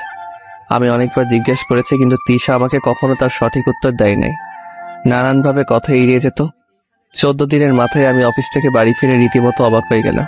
কেন জানেন, আমি অফিস থেকে বাসায় ফিরে কলিং বেল চাপতেই নীলা দরজা খুলে দেয়। আমি মনে হয় কোনো স্বপ্ন দেখছি, তাই না? কেন স্বপ্ন দেখতে যাবে কেন? না মানে আপনি আমাদের বাসায়, তো তাই। এটা তো আমার বাড়ি, আমি থাকবো না তো ডাইনিংটা থাকবে নাকি? সরি, এটা আপনার বাসা হলো কবে? যেদিন তোমাকে বিয়ে করেছি সেদিন থেকেই। নীলার মুখে বিয়ের কথা শুনে রাগ উঠে গেছে। দেখেন, আপনি আমাদের বাসায় কেন এসেছেন আমি সেটা জানি না, কিন্তু আমাদের বিয়ে নিয়ে কোনো কথা বলবেন না, এই বলে দিলাম। কেন কোনো কথা বলবে না কেন? কারণ বিয়ে একটা পবিত্র কাজ, আপনার মুখে বিয়ের কথা মানায় না। আপনি আমাদের বিয়ে নিয়ে কথা বললে সেটা অপবিত্র হয়ে যায়। আর আপনি এভাবে দরজা আঁকড়ে দাঁড়িয়ে আছেন কেন? আমাকে বাসার ভেতরে যেতে দিবেন তো নাকি? এই বলে আমি নীলাকে এক প্রকার ধাক্কা দিয়ে সরিয়ে দিয়ে বাসার ভেতরে চলে গেলাম। বাসার ভেতরে গিয়ে আমি আব্বু আম্মুকে চড়ে চড়ে ডেকে বললাম, আব্বু আম্মু, এই মেয়ে আমাদের বাসায় কি করছে? দেখো বাবা, মেয়েটা একদিন ভুল করেছিল, কিন্তু ভুল বুঝে তোর কাছে ফিরে এসেছে। আম্মু, আমি এই মেয়েকে আর চাই না, বের হয়ে যেতে বলো আমাদের বাসা থেকে। নীলা আমার কথা শুনে আমার দিকে করুণ দৃষ্টিতে তাকিয়েছিল। দেখে মনে হচ্ছে এক্ষুনি চোখ দিয়ে জল গড়িয়ে পড়বে। আমার বাসা থেকে আমার বৌমাকে বের করে দেওয়ার তুই কে? আব্বুর কথা শুনে অবাক হয়ে গেলাম। এই মেয়ে নিশ্চয়ই আব্বু আম্মুকে নিজের কবজায় নিয়ে নিয়েছে, তাই আব্বু আম্মু নীলার হয়ে কথা বলছে। তোমাদের যা ইচ্ছা তাই করো, কিন্তু নীলা যেন আমার সামনে না আসে। এই বলে আমি রুমে চলে গেলাম। দেখি রুমে নীলার অনেক জিনিস, আমার রাগ উঠে গেল। আমি সেগুলো বাইরে ছুঁড়ে ফেলতে লাগলাম। এক সময় নীলা এসে বলল, আরে আরে কি করছে এগুলো? আমার জিনিসগুলো বাইরে ফেলে দিচ্ছ কেন? আমার রুমে তোর কোনো জায়গা নেই, আর তোর জিনিসের কোনো জায়গা নেই। আব্বু আম্মুর জন্য তোকে বাসা থেকে বের করে দিতে পারলাম না। আর শোন, তুই এই বাসায় থাকবি ভালো কথা, কিন্তু আমার সামনে কখনো আসবি না। যা, তুই পাশের রুমে চলে যা। নীলা কান্না করতে করতে চলে গেল। 20তম দিন দুপুরে অফিসে কাজ করছি, তখন তিশার আম্মুর ফোন। আমি কল রিসিভ করা মাত্রই তিশার আম্মু কান্না করতে করতে বলল, বাবা, তুমি যেখানেই থেকো সিটি হাসপাতালে চলে এসো, তিশার অবস্থা খুব খারাপ। আমি তাড়াতাড়ি সিটি হাসপাতালে চলে যাই, কিন্তু হাসপাতালে যাওয়ার পর যা শুনতে পেলাম, বড় ধরনের ধাক্কা খেলাম। তিশা নাকি আমাদের সবাইকে ছেড়ে চলে গেছে না ফেরার দেশে। তিশার আম্মু কান্না করতে করতে একটা চিঠি আমার দিকে এগিয়ে দিয়ে বলল, বাবা, তিশা তোমাকে এই চিঠিটা দিতে বলেছিল। আমি চিঠিটা পকেটে ভরে নিলাম। তিশাকে শেষ দেখার জন্য গেলাম। মেয়েটা কি সুন্দর ঘুমিয়ে আছে, মনে হচ্ছে এইমাত্র উঠে বসে বলবে, সোহেল তুমি এসেছো। কিন্তু আমার মাথায় আসছে না, হঠাৎ তিশার কি এমন হলো যেমন ভাবে আমাদের রেখে চলে গেল। আমি ডাক্তারের কাছে জিজ্ঞেস করলাম। ডাক্তার আমাকে জানালো তিশার নাকি ব্রেইন ক্যান্সার ছিল। সেটা এমন পর্যায়ে ধরা পড়েছিল যখন আর কিছু করার ছিল না। তিশার সব কাজ শেষ করতে করতে রাত হয়ে গেল। বাইক তিশাদের বাসায় রেখে আসলাম। হেঁটে হেঁটে বাসায় ফিরছি, তখন মনে পড়লো তিশা আমার জন্য কোনো এক চিঠি রেখে গেছে। আমি সেটা বের করে পড়তে শুরু করলাম। লেখা ছিল, প্রিয় সোহেল, চিঠিটা যখন তুমি পড়ছো তখন তোমার থেকে অনেকটা দূরে চলে গেছি, কিন্তু জানো তোমাকে ছেড়ে যেতে আমার ইচ্ছে করছিল না। যখন শুনতে পেলাম আমার হাতে আর সময় নেই, জানো খুব কষ্ট হয়েছিল তোমাকে একা রেখে যেতে হবে। জানো তোমাকে অনেক ভালোবেসে ফেলছিলাম, যদিও তোমার দিক থেকে কখনো কোনো সাড়া পাইনি। তুমি আমার থেকে সব সময় দূরত্ব বজায় রেখেই চলছো, হয়তো একজন ভালো বন্ধু হিসাবে দেখেছ, কিন্তু তোমার সাথে চলতে চলতে কখন তোমাকে ভালোবেসে ফেলেছিলাম সেটা আমি নিজেও জানি না। জানো একদিন আমি স্বপ্ন দেখছিলাম যে আমাদের ছোট্ট একটা সংসার আছে, সেখানে আমি, তুমি আর আমাদের ছোট্ট একটা রাজকন্যা আছে। আমি ভয়ে তোমাকে স্বপ্নের কথা বলতে পারি না, যদি তুমি রাগ করো। আমার ইচ্ছা ছিল স্বপ্ন সত্যি করব, কিন্তু সেটা কোনোদিন সম্ভব নয়। আমি তো চলে গেলাম, তুমি কিন্তু ভেঙে পড়ো না, নিজেকে শক্ত করবে আর সময় মতো সব করবে। বেশি কিছু বলে শুধু শুধু তোমাকে কষ্ট দিতে চাই না। ভালো থেকো, ইতি, তিশা। চিঠি পড়ে আমি কান্না করে দিয়েছি। কিছু ভালো লাগছিল না, চারিদিক অন্ধকার হয়ে আসছে। অনেক কষ্টে বাসায় ফিরলাম। রাত আনুমানিক 12টা। কলিং বেল চাপতেই নীলা দরজা খুলে দিল। ওই, তুমি তোমার এই নষ্ট শরীর নিয়ে বাসার ভেতরে এসো না। মানে কি বলছো? খুব সহজ, এতক্ষণ তো তিশার সাথেই সময় কাটিয়ে এলে, তিশার সাথে নষ্টামি করে বাসায় ফিরলে। লজ্জা করে না বউ থাকতে অন্য একটা মেয়ের সাথে করতে? নীলার কথা শুনে রাগ এমন হলো, 4টা চর বসিয়ে দিয়েছিলাম। নীলা চর খেয়ে বলল, হো, এখন তো চর দিবেই, সত্যি বলেছি তো। চুপ, একদম চুপ। তুই কি জানিস যাকে নিয়ে এত খারাপ খারাপ কথা বললি সে একটু আগে আমাদের সবাইকে রেখে চলে গেছে? কোথায় চলে গেছে? আমি কিছু না বলে তিশার দেয়া চিঠি নীলার হাতে ধরিয়ে দিলাম। নীলা চিঠিটা পড়ে আগের থেকে বেশি কান্না করে দিছে। আমাকে জড়িয়ে ধরেছে কান্না করতে করতে আর বলছে, আমাকে মাফ করে দাও, আমি না জেনে কত কিছু বলে ফেলেছি, আমাকে প্লিজ মাফ করে দাও। আমি নীলাকে আমার থেকে ছাড়িয়ে নিয়ে রুমে চলে গেলাম। রুমে যাবার পর দরজা আটকে দিলাম। নীলা বাইরে থেকে অনেক ডাকাডাকি করছে। সত্যি তিশার জন্য আমার খুব খারাপ লাগছিল। আমার অত কষ্টের সময় তিশা আমাকে হাসি খুশি রেখেছিল, কিন্তু সেই এইভাবে চলে গেল। এইদিকে নীলা ডাকছে, প্লিজ দরজা খুলো, প্লিজ আমাকে একবার তোমার রুমে ঢুকতে দাও। আমি সত্যিই তখন না জেনে তোমাকে নিয়ে খারাপ কথা বলে ফেলেছি, প্লিজ আমার সাথে এমন করো না, আমি যা পারছি না। আমি নীলার কোনো কথাই কান দিচ্ছি না। মানুষ এত খারাপ চিন্তা ভাবনা কিভাবে করতে পারে? আমি গোসল করতে গেলাম। গোসল শেষ করে বাহিরে বের হলাম। তখনও দরজার বাইরে থেকে নীলার কান্নার আওয়াজ শোনা যাচ্ছিল। নেকা কান্না করছে। ভালো লাগে না আমার, যেদিন থেকে এসেছে আমাকে নানানভাবে চালিয়ে মারছে। কান্না কিছুতেই থামছে না, কি করবো ভেবে পাচ্ছিলাম না। তিশার জন্য কষ্ট হচ্ছে, তার উপর নীলার কান্না, সব মিলিয়ে একটা অসহ্য হয়ে দাঁড়িয়েছে। আমি কোনো উপায় না পেয়ে একটা ঘুমের ওষুধ খেয়ে ঘুমিয়ে পড়লাম। কিছুক্ষণের মধ্যে চোখের দুপাতা লেগে আসলো। আমি হারিয়ে গেলাম ঘুমের রাজ্যে। সকাল হয়ে গেছে, আজান দিচ্ছে, নামাজ পড়বো, তাই উঠে ফ্রেশ হয়ে বেরোলাম। দরজা খুলতেই দেখি নীলা দরজার বাইরে শুয়ে আছে। মায়া হচ্ছিল নীলার জন্য, কিন্তু আমি নীলাকে ডাক দিলাম না। নামাজ পড়তে চলে গেলাম। বাসায় আসলাম একটু বেলা করে। বাসায় আসার পর দেখি নীলা রান্না করছে।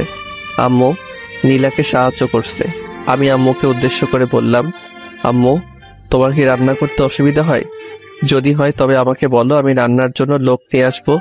কেন, রান্নার জন্য কাজের লোকের কি দরকার? বৌমা তো আছেই, আমাকে সে কখন থেকে সরিয়ে নিজেই রান্না করছে, আমি শুধু একটু সাহায্য করেছি মাত্র। আম্মু আমি সবার হাতে রান্না খেলেও ওই মেয়ের হাতের রান্না খেতে পারবো না। আমার কথা শুনে নীলার হাসি খুশি মুখ মুহূর্তে অন্ধকার হয়ে গেল। কেন, বৌমার হাতের রান্না খেতে তোর সমস্যা কি? আম্মু ওই মেয়ের হাতের রান্না খেয়ে বিষ খেয়ে মরে যাওয়া অনেক ভালো। এবার নীলা মনে হয় নিজেকে আর সামলে রাখতে পারলো না, কেঁদে দিয়েছে। দিদি তো মেয়েটাকে কাঁদিয়ে। আম্মু ওইসব ন্যাকা কান্না, এর আগে এরকম ন্যাকা কান্নার জন্য তো আমাকে কম কষ্ট সহ্য করতে হয়েছে। আমি নতুন করে ওই ন্যাকা কান্নার জন্য আর কষ্ট সহ্য করতে পারবো না। তুমি যদি আমার জন্য রান্না করো তাহলে আমি খাবো, না হলে না খেয়েই আমাকে অফিস যেতে হবে। তাহলে ভালো করে শুনে রাখ, আমি তোর জন্য কোনো রান্না করতে পারবো না। বৌমা রান্না করেছে আর তুই সেটা খেলে খাবি, না খেলে না। মা এভাবে বলো না, না খেয়ে থাকবে নাকি? আম্মু আমার জন্য কাউকে আগলা দরদ দেখাতে হবে না, আর কাউকে কষ্ট করে রান্নাও করতে হবে না। আমি চললাম। এই বলে রুমে এসে ব্যাগ নিয়ে অফিসে যাওয়ার জন্য বের হব। তখন পেছন থেকে আম্মু, এই বাবা, তুই কি সত্যি সত্যি কিছু না খেয়ে অফিস যাবি নাকি? তাছাড়া তো কোনো উপায় দেখছি না, তুমি যেহেতু রান্না করে দিবে না না খেয়ে আমাকে যেতে হবে? বাবা তুই না খেয়ে যাস না, একটু বস তুই, আমি তোর জন্য রান্না করে দিচ্ছি। এখন তার আর দরকার হবে না, আমি চললাম আম্মু। আর নীলা আমাকে অনেকবার ডেকেছিল, কিন্তু কে শুনে কার কথা। আমি অফিস চলে গেলাম। আজ রিক্সায় অফিস যাব। বাইক তিশাদের বাসায় অফিস গিয়ে বসে আছি। পেটে প্রচন্ড ক্ষুধা, বাইরে থেকে যে কিছু খাবো তার জন্য সময় ছিল না। বস এসে আমাকে জিজ্ঞাসা করলো কিছু হয়েছে কিনা। আমি বললাম তেমন কিছু হয়নি, শুধু একটু ক্ষুধা লেগেছে। কেন, তুমি বাসা থেকে কিছু খেয়ে আসোনি? না, সেই সময়টুকু আমি পাইনি। আচ্ছা যাও, ক্যান্টিন থেকে কিছু খেয়ে এসো। খালি পেটে কাজ করলে কোনো কাজ ভালোভাবে শেষ করতে পারবে না। আমি বসকে বললাম আপনিও চলুন না আমার সাথে। না বাবা, এখন তো আমার কিছু কাজ আছে, দুপুরে আমরা একসাথে খাবো, কেমন? আমি বললাম আচ্ছা ঠিক আছে। তারপর আমি একাই ক্যান্টিনে খেতে চলে গেলাম। বাইরের জিনিস আমার আবার তেমন ভালো লাগে না, কিন্তু প্রচন্ড ক্ষুধা লাগার কারণে খেতে হচ্ছে। খাওয়ার পর কাজে মন দিলাম। এখন অনেক ভালো লাগছে। বজ্জাত নীলার জন্য এতক্ষণ কি কষ্টই না হয়েছে। সারাদিনের কাজ শেষ করে তিশাদের বাসায় গেলাম। তিশার আব্বু আম্মুর সাথে কিছু কথা বলবো, আর আমার বাইক আনতে যেতে হবে। তিশাদের বাসায় যে তিশার আব্বু আম্মুর সাথে কিছু কথা বললাম, তারা এখনো তাদের মেয়ের জন্য কান্না করছে। কান্না করারই কথা, একটা মাত্র মেয়ে ছিল। তবে আজ যখন তিশাদের বাসায় ছিলাম, বাসাটা কেন জানি না আমার কাছে প্রাণহীন মনে হচ্ছিল।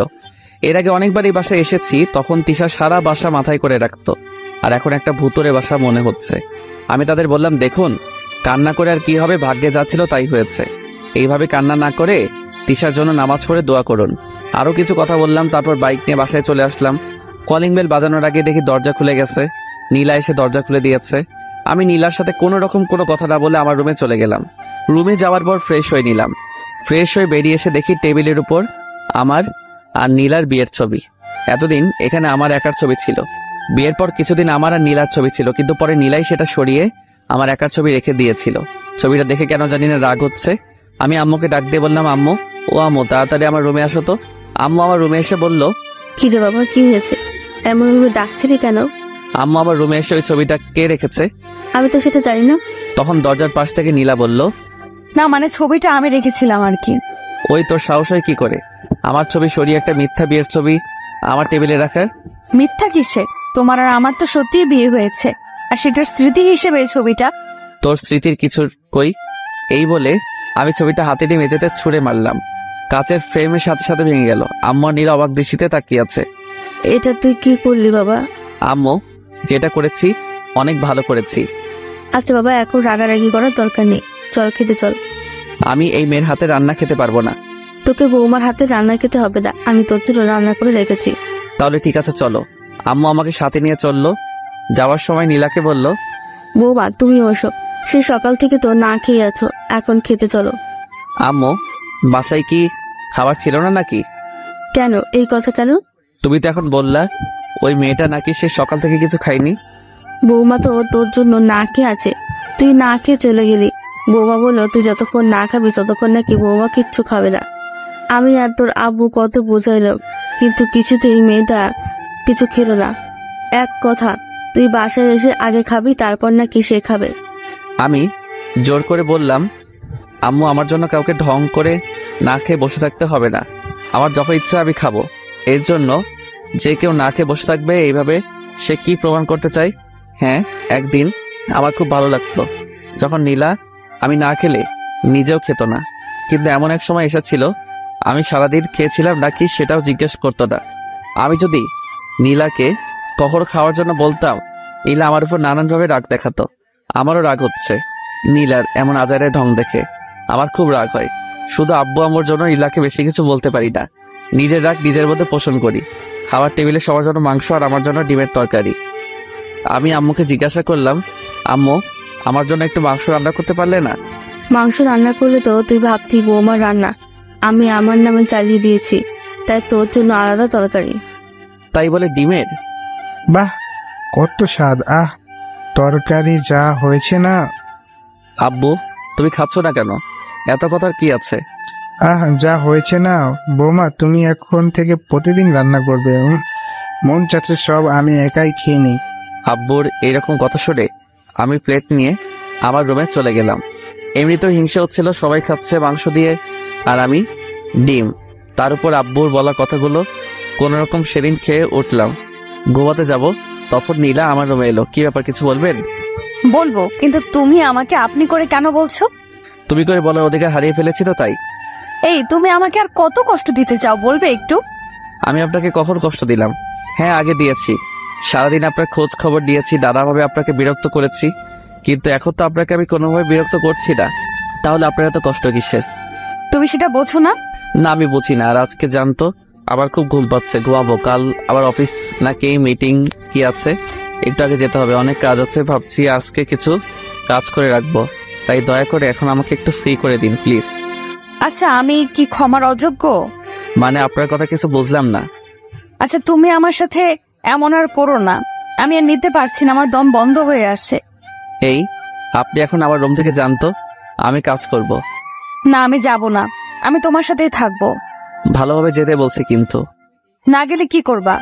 আমি তখন নীলার হাত ধরে নিয়ে টেনে রুমের বাইরে বের করে দিলাম। কাজ করে ঘুমিয়ে পড়লাম। পরদিন অফিসে যাব, দেখি নীলা কলেজে যাওয়ার জন্য রেডি হয়েছে। এই, আমি তোমার সাথে যাব। কেন আমার সাথে যেতে হবে? কেন, পিচ্চি বাচ্চা নাকি? তুমি আমাকে তোমার সাথে নিবে না? আমি নিতে পারবো না নীলা। তারপর রেগে গিয়ে বই খাতা সব ছুঁড়ে ফেলে দিচ্ছে আর বলছে আমি আর কোনোদিন কলেজেই যাব না। সেটা আপনার ব্যাপার, আমি চলি। নীলা আমার কথা শুনে রেগে গেল।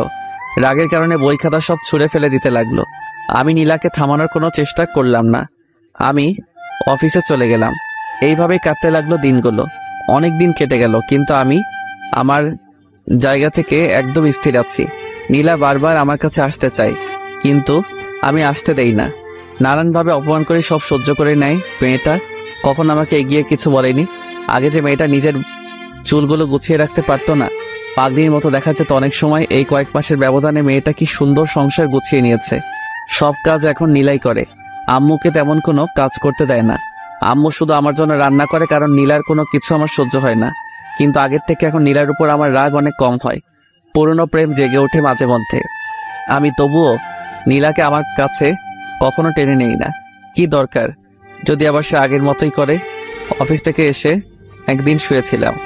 নীলা তখন আমার রুমে আসলো। এসে কেমন জানি করতে লাগলো। দেখে বোঝা যাচ্ছে কিছু একটা বলতে চাচ্ছে। কি এবার কিছু বলবে নাকি?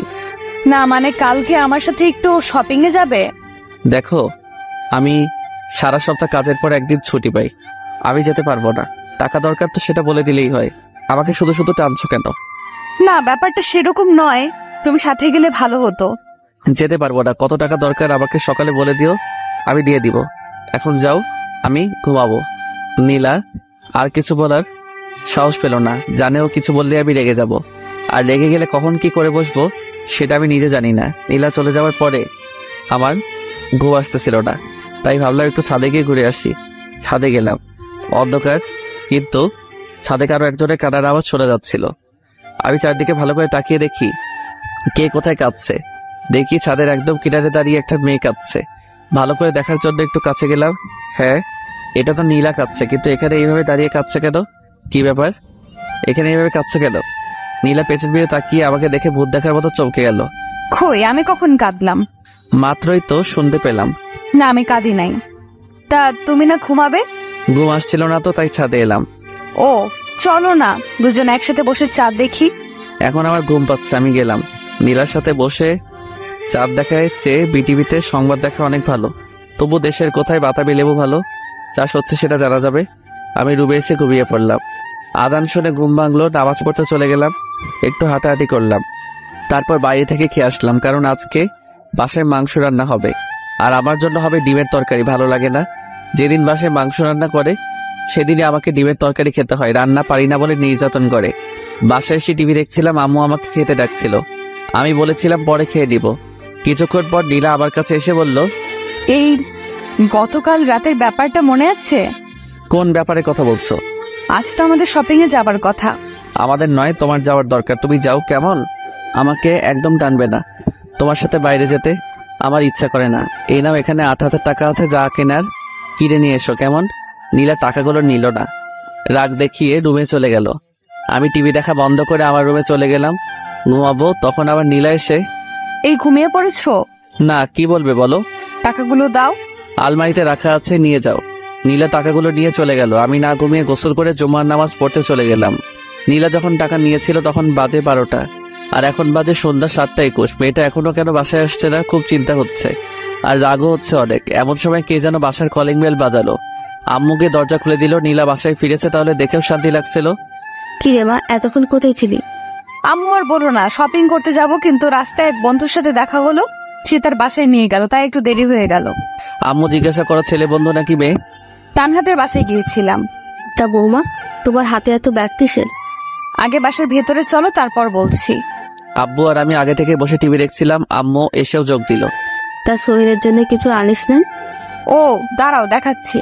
এই বলে নীলা একটা ব্যাগ আব্বুর থেকে এগিয়ে দিয়ে বলল, আব্বু এটা তোমার, আর আম্মু এটা তোমার। কি দরকার ছিল এত টাকা খরচ করার? আব্বু কাল কত তারিখ? 13 তারিখ। তোমাদের হয়তো মনে নেই, কিন্তু আমার খুব ভালোভাবে মনে আছে। আগামীকাল আমাদের বিয়ের 1 বছর পূর্ণ হতে যাচ্ছে, তাই ভাবলাম সবাই মিলে আগামীকালকে ছোট্ট একটা অনুষ্ঠান করব। আমি নীলার কথা শুনে একটু অবাক হলাম, আমার তো মনেই ছিল না। আগে বলবি তো, তাহলে আমি অনুষ্ঠান করতাম। না আব্বু, এই বছর পারিবারিক ভাবেই হোক, আগামী বছর না হয় বড় করে করা যাবে। তা সোহেলের জন্য কিছু আনিসনি? হ্যাঁ এনেছি তো, এই নাও তোমার জন্য এটা। এই বলে নীলা আমার দিকে প্যাকেট এগিয়ে দিল। আমার সেই দিনের কথা মনে পড়ে গেল, যেদিন আমি প্রথম বেতনের টাকা দিয়ে নীলাকে শাড়ি কিনে দিতে গিয়েছিলাম, কিন্তু নীলা আমাকে ফিরিয়ে দিয়েছিল। আমি প্যাকেট হাতে নিয়ে নীলার মুখে ছুঁড়ে মারলাম। কি হলো, প্যাকেট ফেলে দিলি কেন? আম্মু, আমি সবার দেওয়া জিনিস নিব, কিন্তু এর কোনো কিছু নিতে পারবো না। নীলা অবাক চোখে তাকিয়ে আছে। প্লিজ এমন করো না, আমি অনেক খুঁজে তোমার জন্য পাঞ্জাবিটা এনেছি। এনেছো ভালো কথা, বাইরের কাউকে দিয়ে দিও। নীলা তখন চোখ মুছতে মুছতে প্যাকেটটা উঠিয়ে নিল। আমিও আজ সেখানে বসে না থেকে রুমে এসে শুয়ে পড়লাম। আমি সেখানে থাকলে আমাকে অনেক কথা শুনতে হবে। পরদিন সকালে অফিস যাওয়ার জন্য বের হচ্ছিলাম, তখন আম্মু বলল, কি রে, আজকে তুই অফিস যাচ্ছিস কেন? তো আমি কি করব, আর অফিস অনেক কাজ আছে, আমাকে যেতেই হবে। আব্বু আম্মু নীলা আমাকে অনেকবার না করেছিল, কিন্তু কে শুনে কার কথা। আমি অফিস চলে যাই। নীলা অনেকবার ফোন দিচ্ছে, SMS করছে, কিন্তু আমি কোনো কিছুর উত্তর দিচ্ছি না।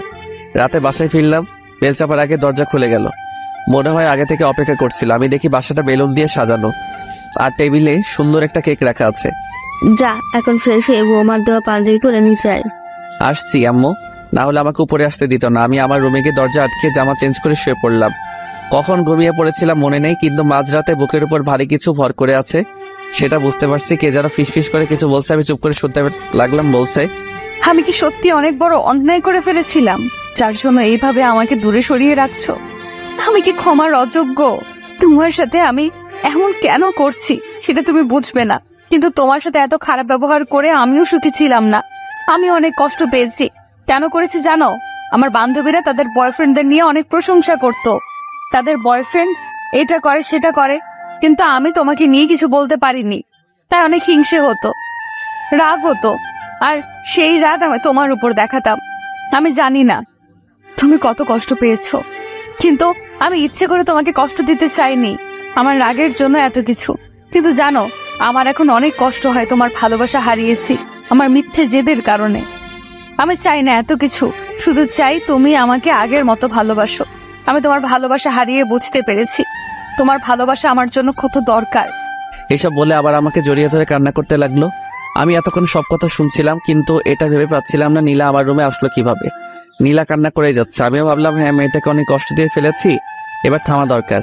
আমিও তো নীলাকে ভালোবাসি, তাহলে শুধু শুধু দূরত্ব বাড়িয়ে লাভ কি? আর এমনি তো পাগলিটাকে মনে একটু কষ্ট দিয়ে ফেলেছি, আর পাগলিটা আমাকে ভালোবাসে বলে সবকিছু সহ্য করে নিচ্ছে। আমি তখন শক্ত করে নীলাকে জড়িয়ে ধরলাম আর বললাম, আমারও না তখন অনেক কষ্ট হয়েছে। নীলা আমার সারা পেয়ে কিছুটা চমকে গেল আর বলল, তুমি জেগে আছো? হ্যাঁ আছি। জানো, যখন তুমি আমার সাথে ওই রকম ব্যবহারগুলো করতে আমার খুব কষ্ট হতো, খুব নিজেকে অপরাধী মনে হতো। সরি বাবু, আমি না জেনে ভুল করে ফেলেছি। আমাকে আরো শক্ত করে জড়িয়ে ধরো। সরিতে কাজ হবে না, যে ভুল করেছো তার মাসুল দিতে হবে। বলো কি মাসুল দিব? আমি সব রকম মাসুল দিতে প্রস্তুত আছি। আমাকে ছোট একটা মেয়ে দিতে হবে। একটা কেন, 2টা দিব। না, আমার একটা হলেই চলবে। এই চলো না আজকে বিবাহ বার্ষিকী পালন করি। হ্যাঁ চলো, কিন্তু তার আগে এটা বলো, তুমি আমার রুমে কিভাবে আসলে? তুমি যখন আম্মুর সাথে কথা বলছিলে তখন আমি তোমার রুমে চলে আসি আর লুকিয়ে থাকি, আর তুমি আমাকে দেখো নাই। খুব বুদ্ধি হয়েছে তাই না? হ্যাঁ হয়েছে। চলো আব্বু আম্মুকে ডেকে তুলে কেক কাটবো। এইভাবে কেক কাটবো নাকি? আমার পাঞ্জাবি কই দাও, আমি সেটা পরবো। আর তুমি নিজের জন্য কিছু আনোনি? এনেছি তো, নীল রঙের শাড়ি আর তোমার জন্য নীল রঙের পাঞ্জাবি। তাহলে তো জমবে একেবারে মাখন। চলো তাড়াতাড়ি রেডি হয়ে কেক কাটবো, তারপর বাকি কাজ করব। বাকি কাজ মানে? আমার তো মেয়ে চাই, সেটার ব্যবস্থা করতে হবে না?